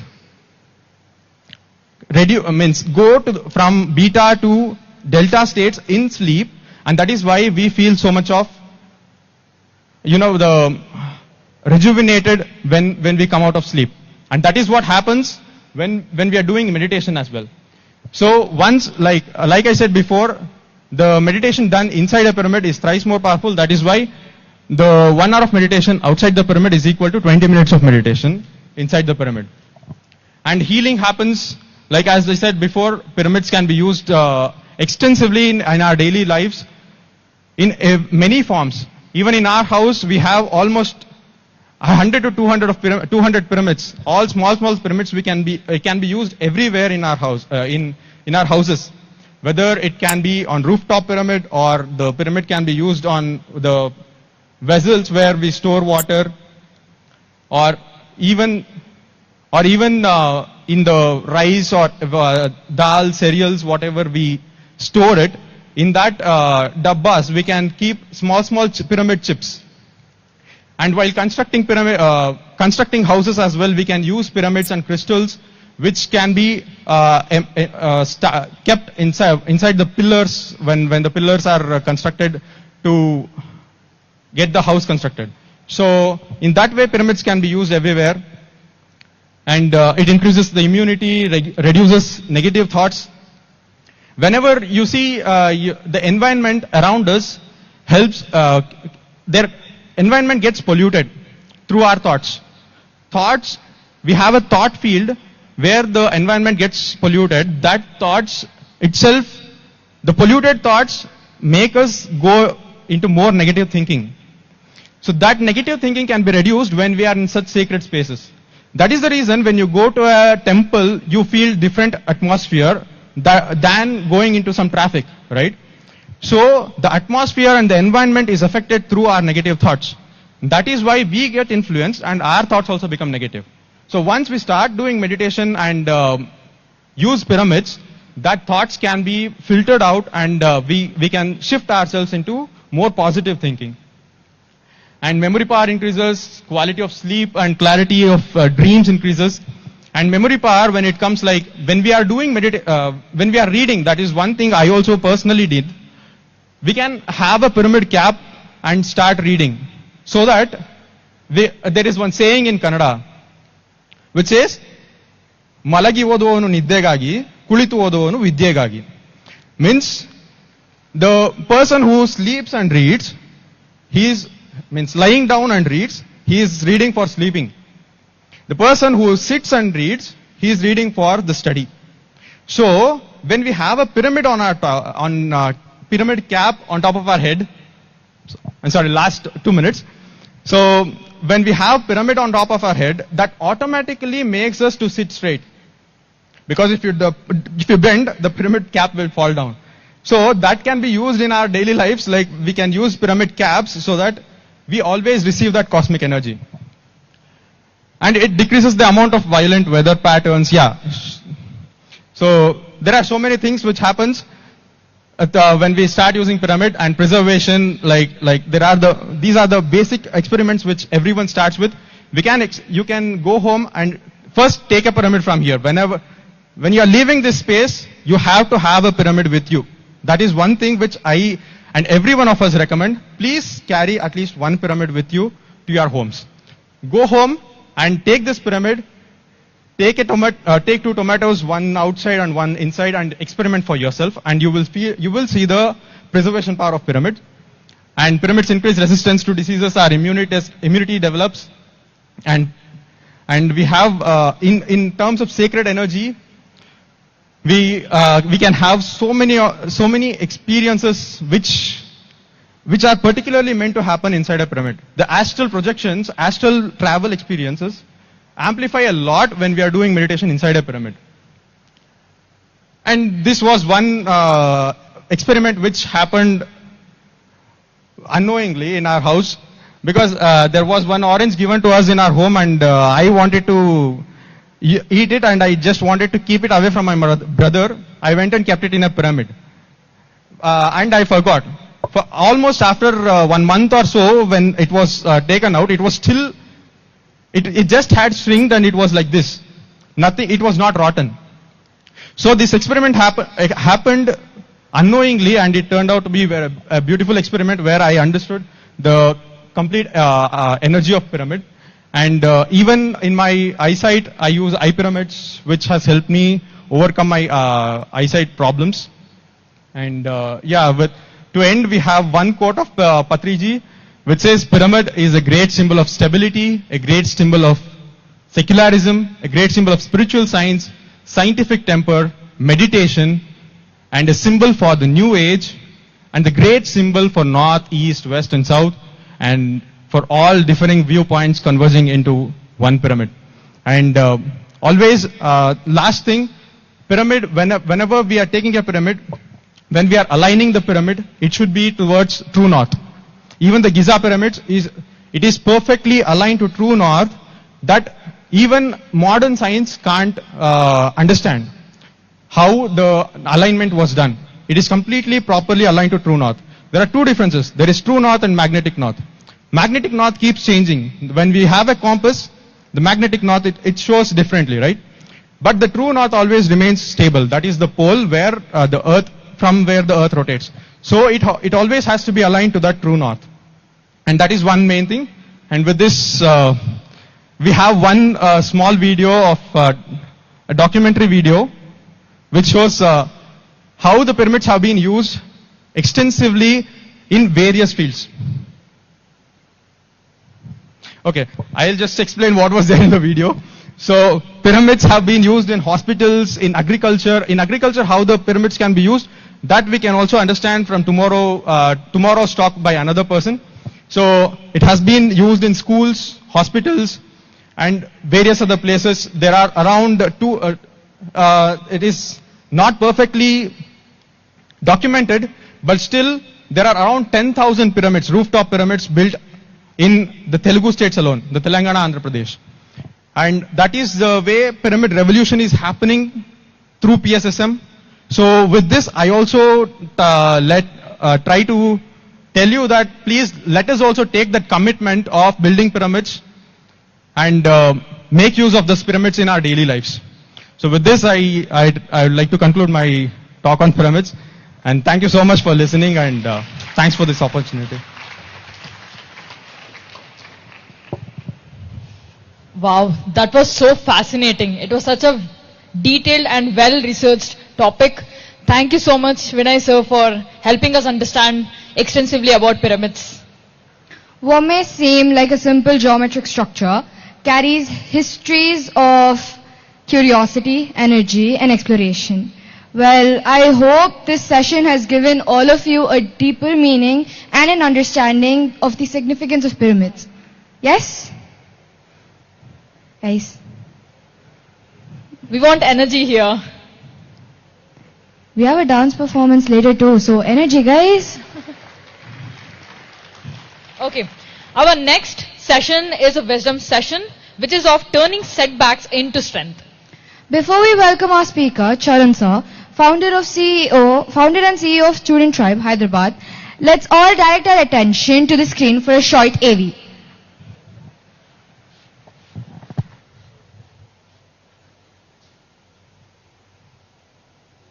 AV, please.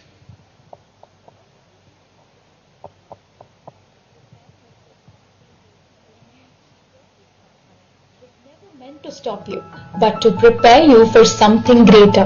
Every successful entrepreneur has a story of setbacks, uncertainty, and moments that tested their belief. Sri Charan Lakkaraju knows that journey firsthand.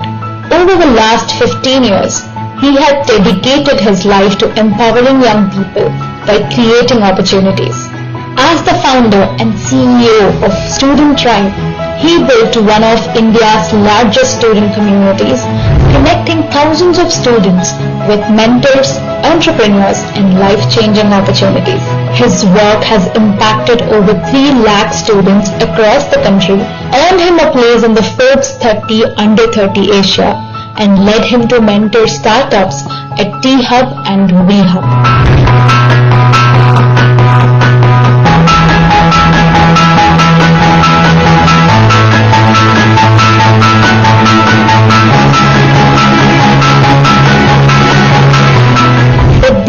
Every achievement lies one simple belief. Growth doesn't come from avoiding failure. It comes from learning how to rise every time life challenges you. In this session, you will discover how to overcome setbacks, build resilience, and transform failures into the foundation for your future success. Please join us in welcoming Sri Charan Lakkaraju.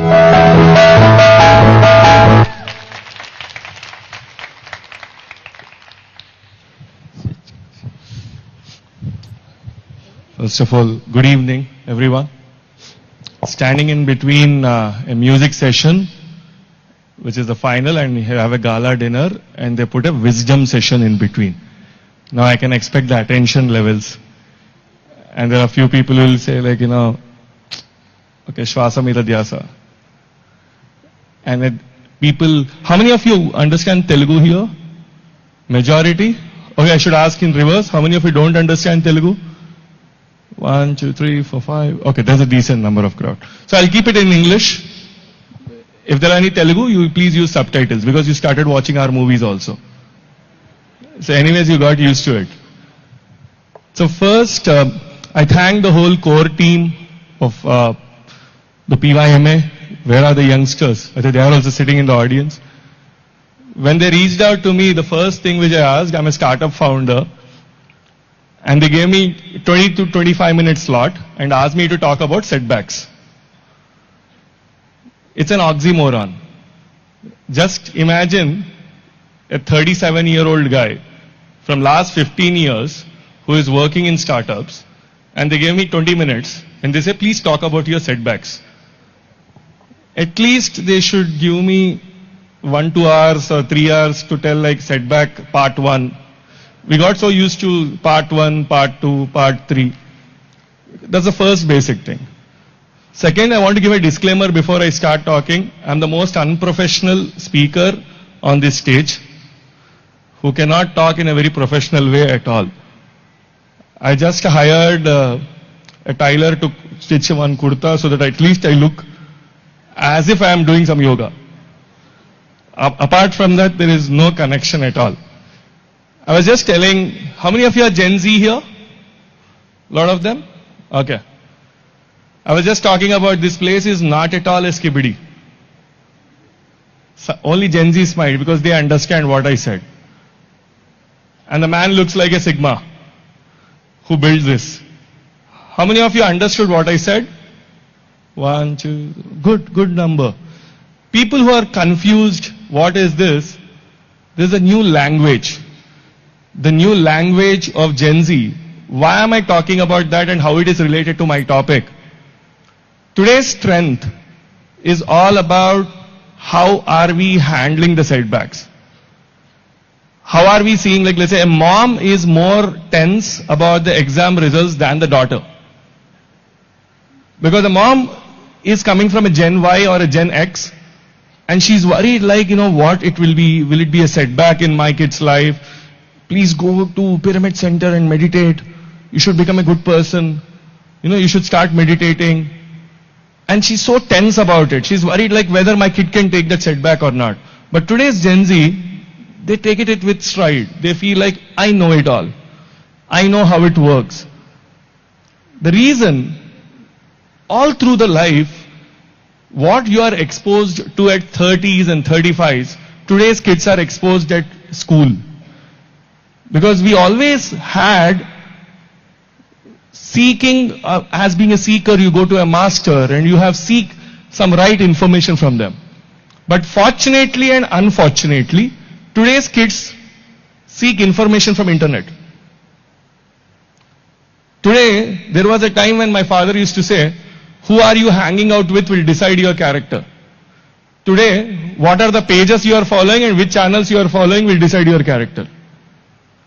So you should know more about like how people are more strengthened, how they are handling these things. There's a strength that they are gathering. Where are they gathering that strength from?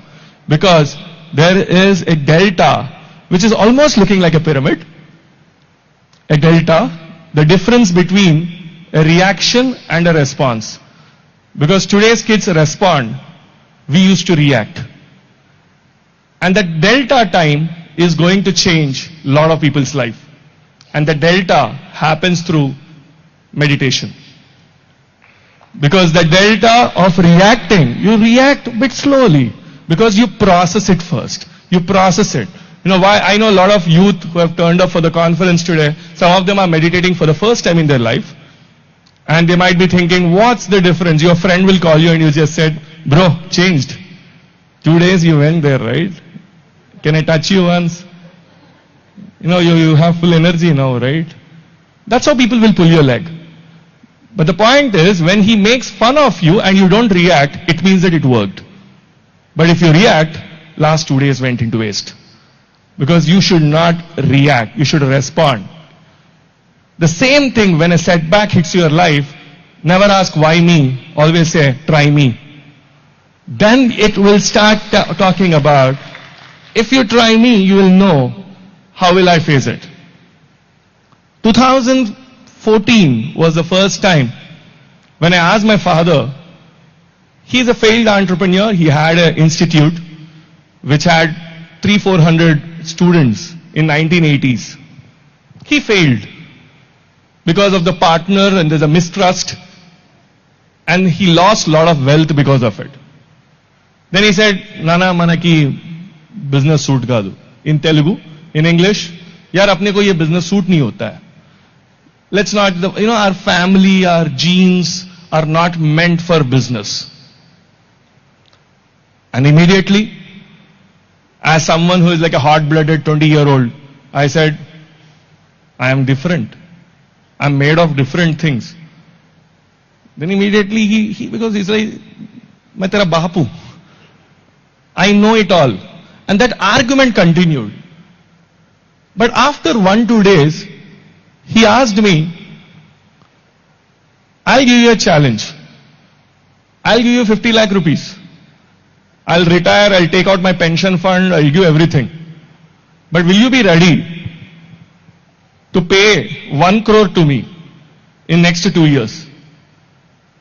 He was just checking whether I'm mad at something or just for the feel like, okay, Flipkart became a unicorn, I want to start up. Because a lot of times we always go with the waves. If someone else is doing something.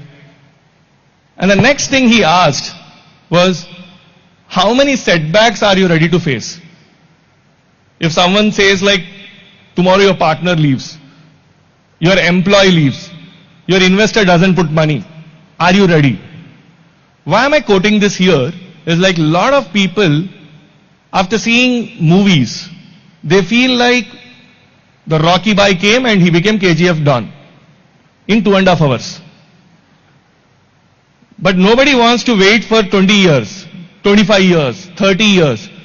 And all through the Pyramid Valley, when I was walking around from the morning, the one thing which I observed were bamboo trees.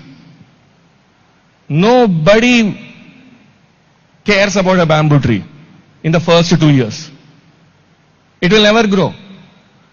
3 years, it will never grow. 4, it will never grow. 5th, 6th year, it starts shooting. And once it starts shooting, the amount of advantages you have from a bamboo tree is insane. You can use its leaves, you can use the trunk, you can use it again, you can cut it, again it will grow. The same thing, a lot of people with the early setbacks in their life, they quit. Immediately they quit. They don't even try again. How can a community like Pyramid Society is built? How many setbacks the great man would have had? How many people would have said 100 things? Ek pattar maar, pyramid mein ek pattar lagaunga. How many stones you throw at me, how many pyramids I'll try to keep building.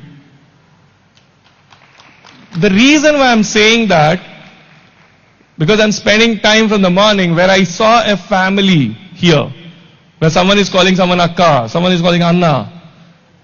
Now the community will give a strength to each youth, saying that if you have a setback, lay back on the community which is built. This family style should keep you back. In today's world, when your own family or own extended family is not standing up for people, because as a country, we are a middle class country. We are always a sandwiched country. We are neither capitalistic, neither communist. I keep asking, what is the ism which is followed in India? I say Confucianism. Because nobody knows anything. Because we are always like, we are waiting for some signal to come from somewhere. And we keep seeing up and seeing like, koi to signal dega mere ko. But the signal is within. And the signal is within where you activate it. I keep playing with words. My lot of volunteers gave me credit saying that you love acronyms, you're trying to put a lot of words. While I was walking here, I sat in the pyramid for a certain period of time. I was thinking, should I prepare? What should I talk? There are a lot of learned people who are talking.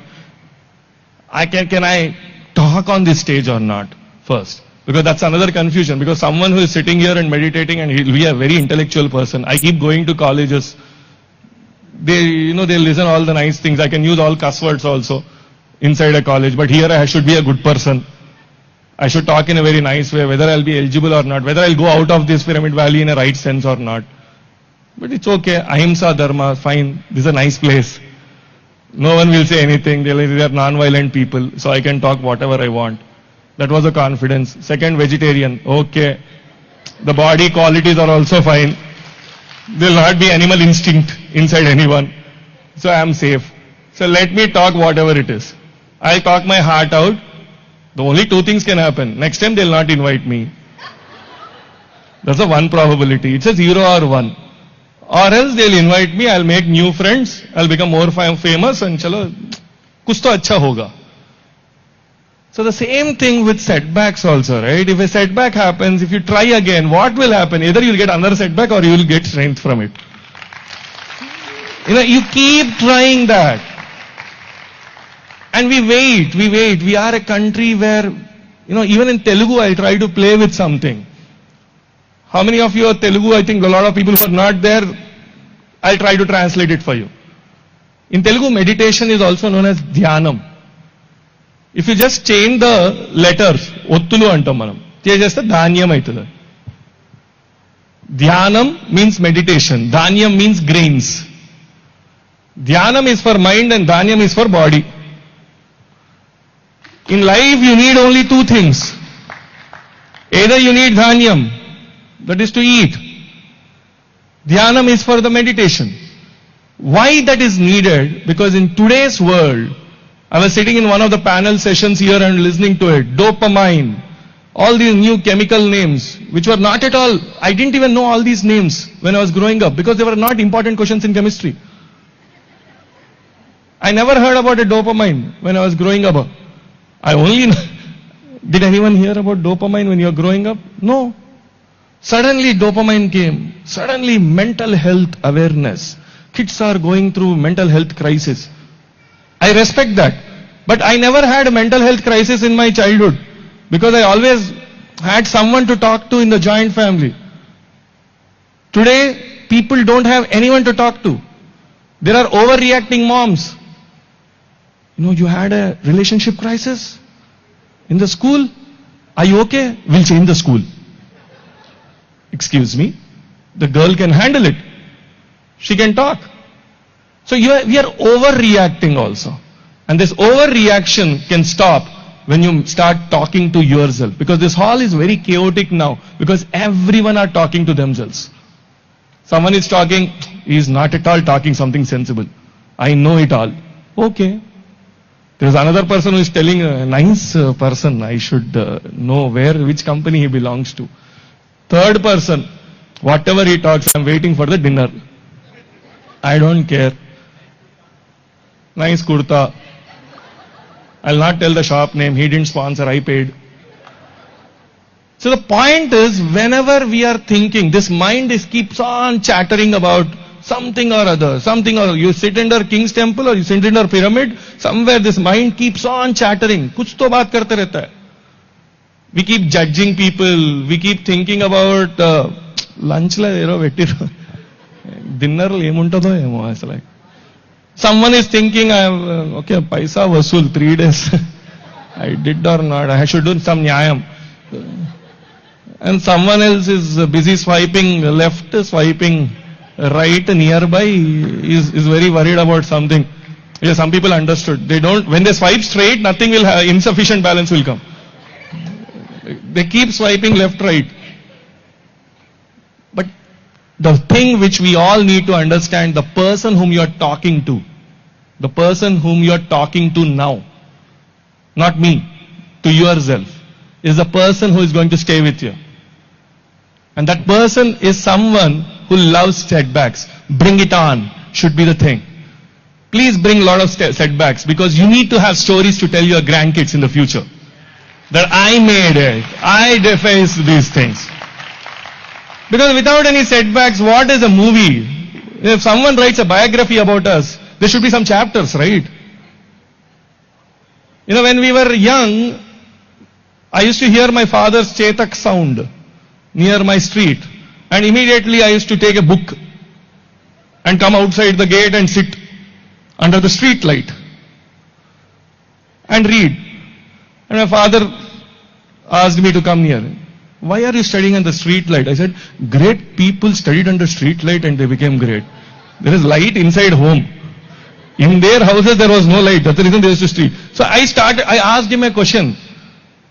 Nana, there are no difficulties in life. I need difficulties, Nana. He asked, why? Why do you need difficulties? If there are no difficulties, how people will become successful? Because every story I read, they'll tell 10 chapters of difficulties, and in the end, when the Shubham card is coming, they'll say, oh, he became successful. You see a Dhirubhai Ambani story, he'll tell 10 stories that he failed here, he got rejected, then he became successful. But today, we want the only success. We want the end card, but we don't want the journey. But start having the journey. I sit for meditation first time, I should levitate immediately. That's the goal. You will never levitate immediately. And people want, like, I am suffering from something. Okay, 1 hour I will meditate. Will I be fine? In 1 hour. He wants every instant gratification. People who want to convert their setbacks into strength, if you are worried about instant gratification, it will never work for you. So please understand that setbacks refine us, comebacks define us. How a comeback defines us, because the history will only talk about people who come back from something. Bad relationship? Okay, find a better one, go there, call him, show my partner. That's how it works. The someone who is talking so negative about you in the whole college, on his birthday, you order a cake and cut it. Everyone will ask you, why is this person cutting a cake? Because he or she is your setback, because they're pulling you down, then do something good to them. And the whole college, forget about the college, the guy or the girl will say, his or her birthday will be full of you only. Why did this girl or guy cut a cake for me? It will be a mystery. Till the next birthday. Just imagine. So don't worry about smaller things. I keep talking about Gen Z slang because day in, day out I'm with them. If you are mid, come to pyramid. At least you will become better. So it's like, don't be a mid in life. No 6 7s. It's all about doing something. Becoming and have the main character energy when you walk into any room. That's the confidence that you should have. Once you have it, the world starts listening to you because you attract, you manifest, you do all these things. Decide how the world should treat you. And talk about your strengths. Nazar nahi lagega. It's okay. Lagega to lagega, kisi ka lagega, apne ko to nahi lagega. We should keep talking about it. And have a positive attitude. Because the world, there are a lot of people who keep talking something negative. Stop worrying about it. Because first birthday के दिन कितने लोग हैं? Funeral के दिन थोड़े ज़्यादा है तो बस यही ज़िंदगी है. उससे ज़्यादा की ज़रूरत नहीं है. So I thank the whole team for this opportunity. Maybe let me take a couple of questions if time permits. Yeah, I want to take, because I didn't plan anyone to ask. Question adugo aap koncham question adugo. Nenu appudu oka super answer ista and type. I didn't do that, but I just want to take a couple of questions. Then later I'll take my flight. Yeah. I love this seating, man. Seriously, I feel like I'm a Jagjit Singh who will drink ghazal or something like that. Yeah. Hi. Hi. First of all, thank you for this session. It was very good. Oh, thank you. Unpaid stand-up comedy.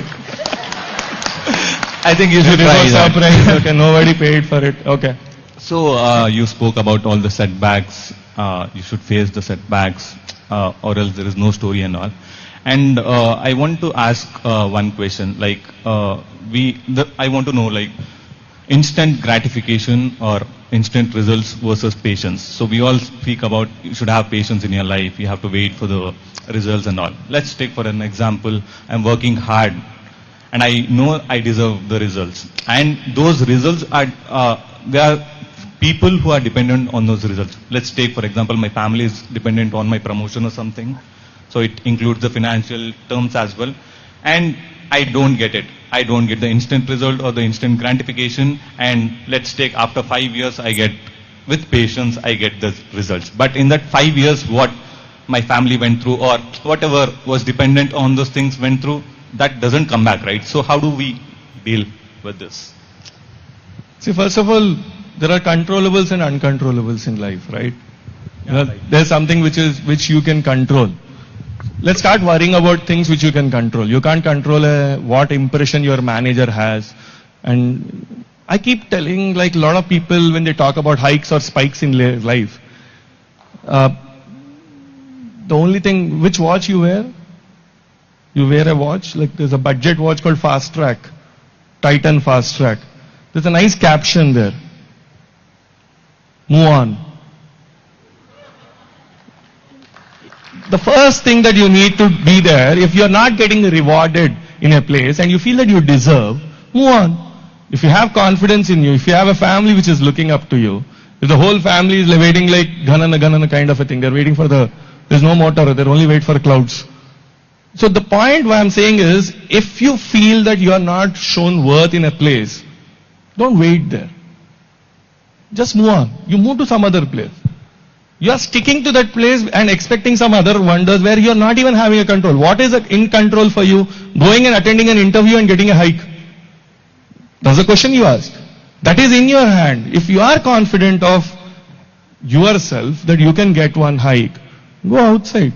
And you say, market is not great, this is a safe job, I need to stay. Again you say, my family is looking after you, do Rapido, do Swiggy in the morning and evening and earn some extra money. That's okay.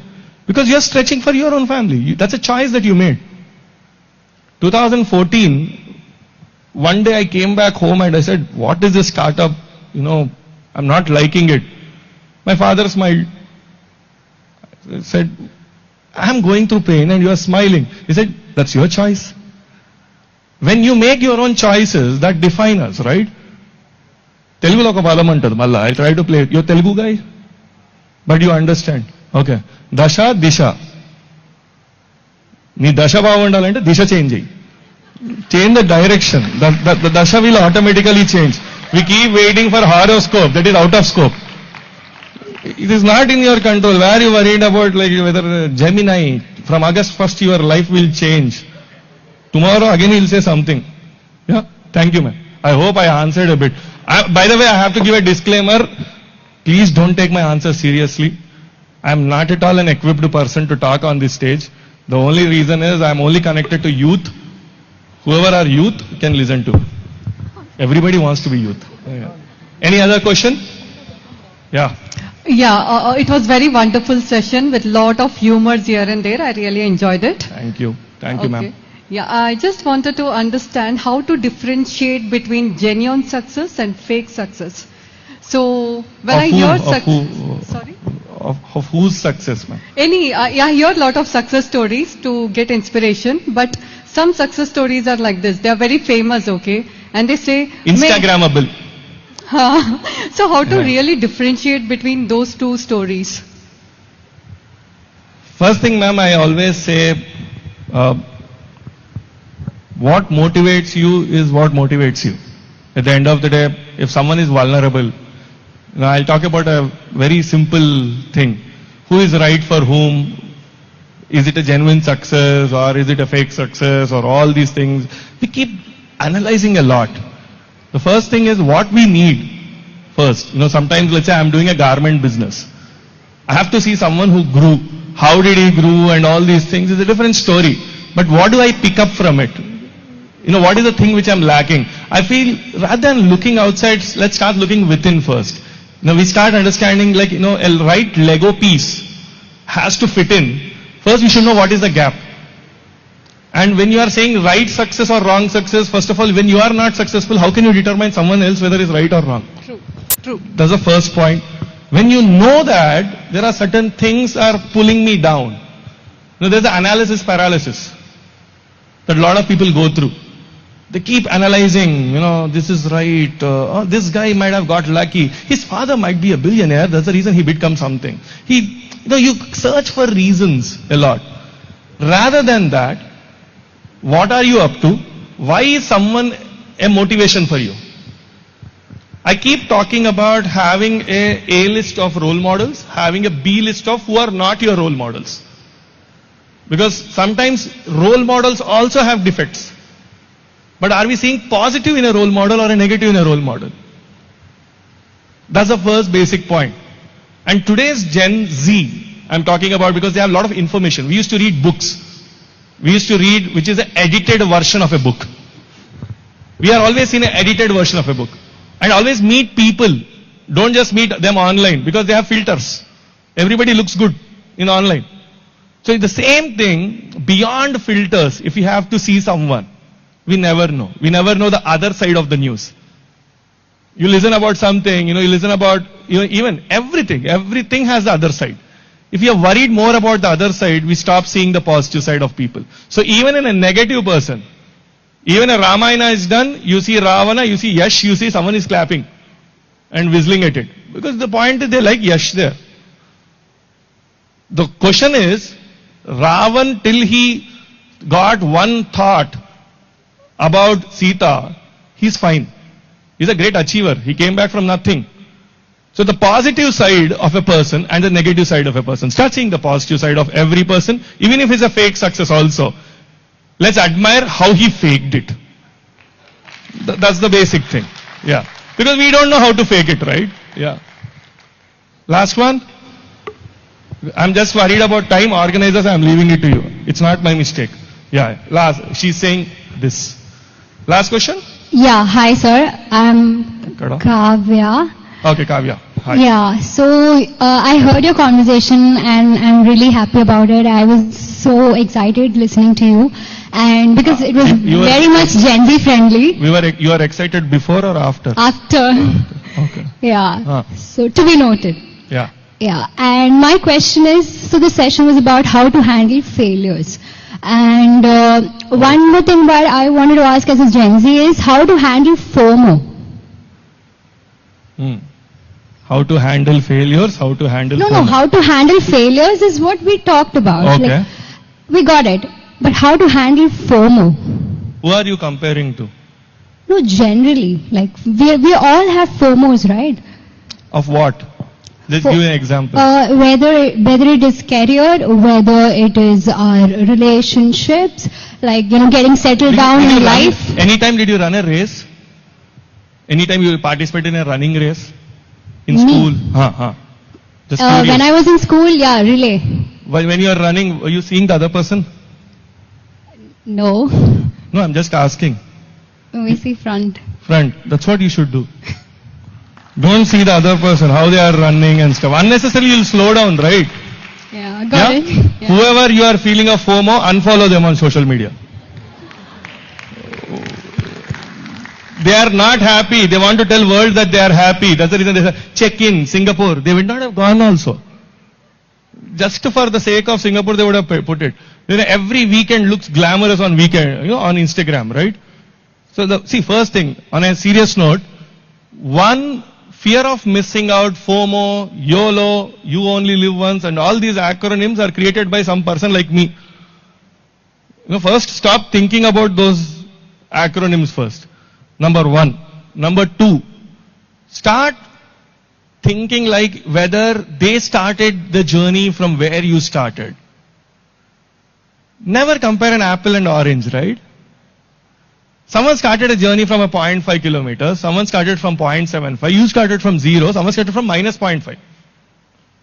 So the journeys didn't start at one place, so how can you compare that they are, who is winning the race? No, you should always say, where are you starting the race? And where you are from the starting point and today. That delta, please measure it. You see someone and you say, wow, what a great meditation. From last 6 hours she is meditating. I am not able to meditate for 5 minutes also. She started 10 years back. You started 1 week back. How can you compare with them? So don't have a fear of missing out. Please understand where did you start your journey. Because a lot of startup people come to me. They say, sir, 1920, sir, I want to drop out, sir. Zepto, sir, 20-year-old, sir. He started Zepto. Where am I, sir? I am not doing anything in my life. I feel so bad, sir, going to college. What does your dad do? Sir, he is working in a private company, sir. Zepto founder's father is a billionaire. It doesn't mean that, okay, only billionaires kids have to do, they'll say only billionaire kids have to do. No. But at least he has a cushion. He has a cushion, right? Your story is different. There's a hero's son's story is different. A conductor's son's story is different. Someone will become successful later. Your time will come. So don't have that FOMO. Yeah?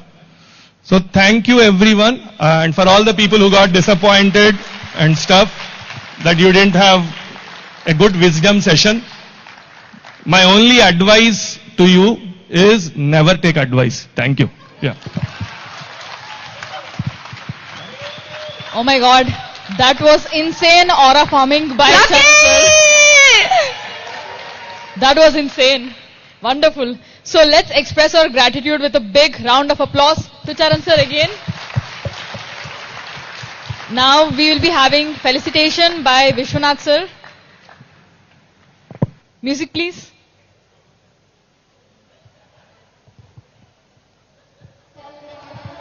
Just a moment. I think he said his speech is insensible, but I think this was the most sensible speech ever, right?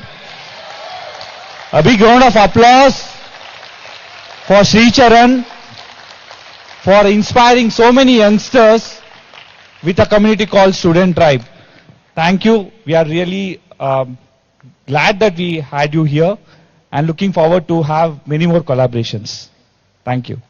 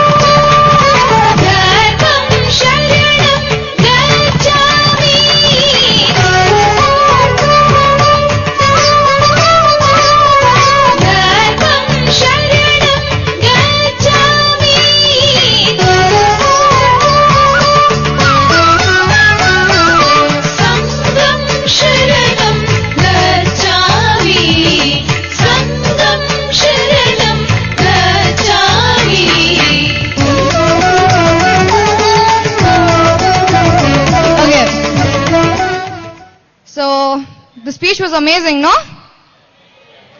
Guys, the speech was amazing. So now, after a really long day of learning, what are we expecting? Dance? Again? Well, yes. Let's invite our Paima team for the cultural events.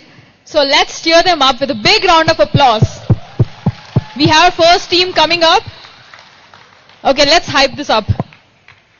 You can scream now.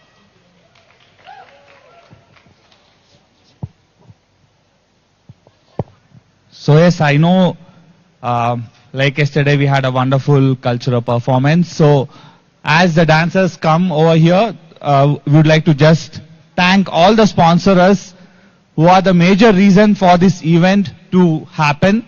Like starting with, we have our title partner from Aroha Space and transformation partner Soul Labs and PSSM Ignite, and our media partner R3, live streaming partners PSSM Global, PMC Pyramid Valley, PMC Paima, PMC English, PMC Hindi, and creative partners Ambre, conscious youth partners Spark, Quantum, Buddha CEO, Swag, and community partner Make a Difference organization, Youth Outreach Partner, Student Tribe, and Broadcast Partner, PMC English. So with a collaboration of so many sponsors and all the partnerships is what this Awakening Youth Fest is all about. So big round of applause for all of them. And I would also like to request everyone watching live on YouTube and all others to contribute for the event and support the Awakening Youth Fest through donations. Thank you so much. Now let's start with the cultural performance. I would like to invite the very first performance on the stage.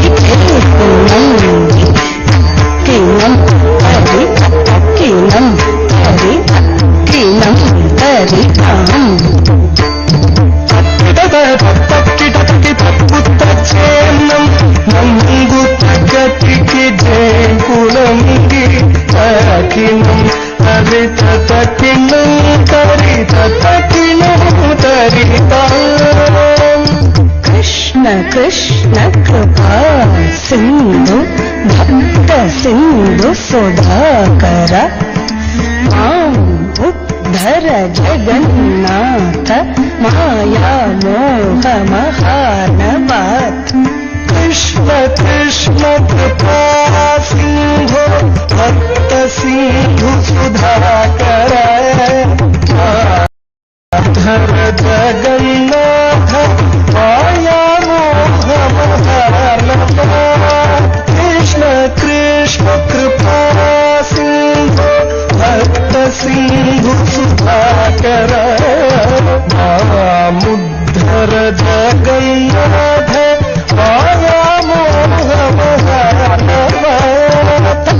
तक्की नंगी तुम तुंग नंगी तुम नंगी तक्की नंगी तुम तुंग किटतकी नंगी तुम तुंग नंगी तुम नंगी किटतकी नंगी तुम तुंग मत्स्य कूर्म वराह नर मृग वामना मर भार्गवा सीता राम दशरथ राम बलराम मत्स्य कूर्म वराह नर मृग वामन मर भार्गव कृष्ण कृष्ण कृपा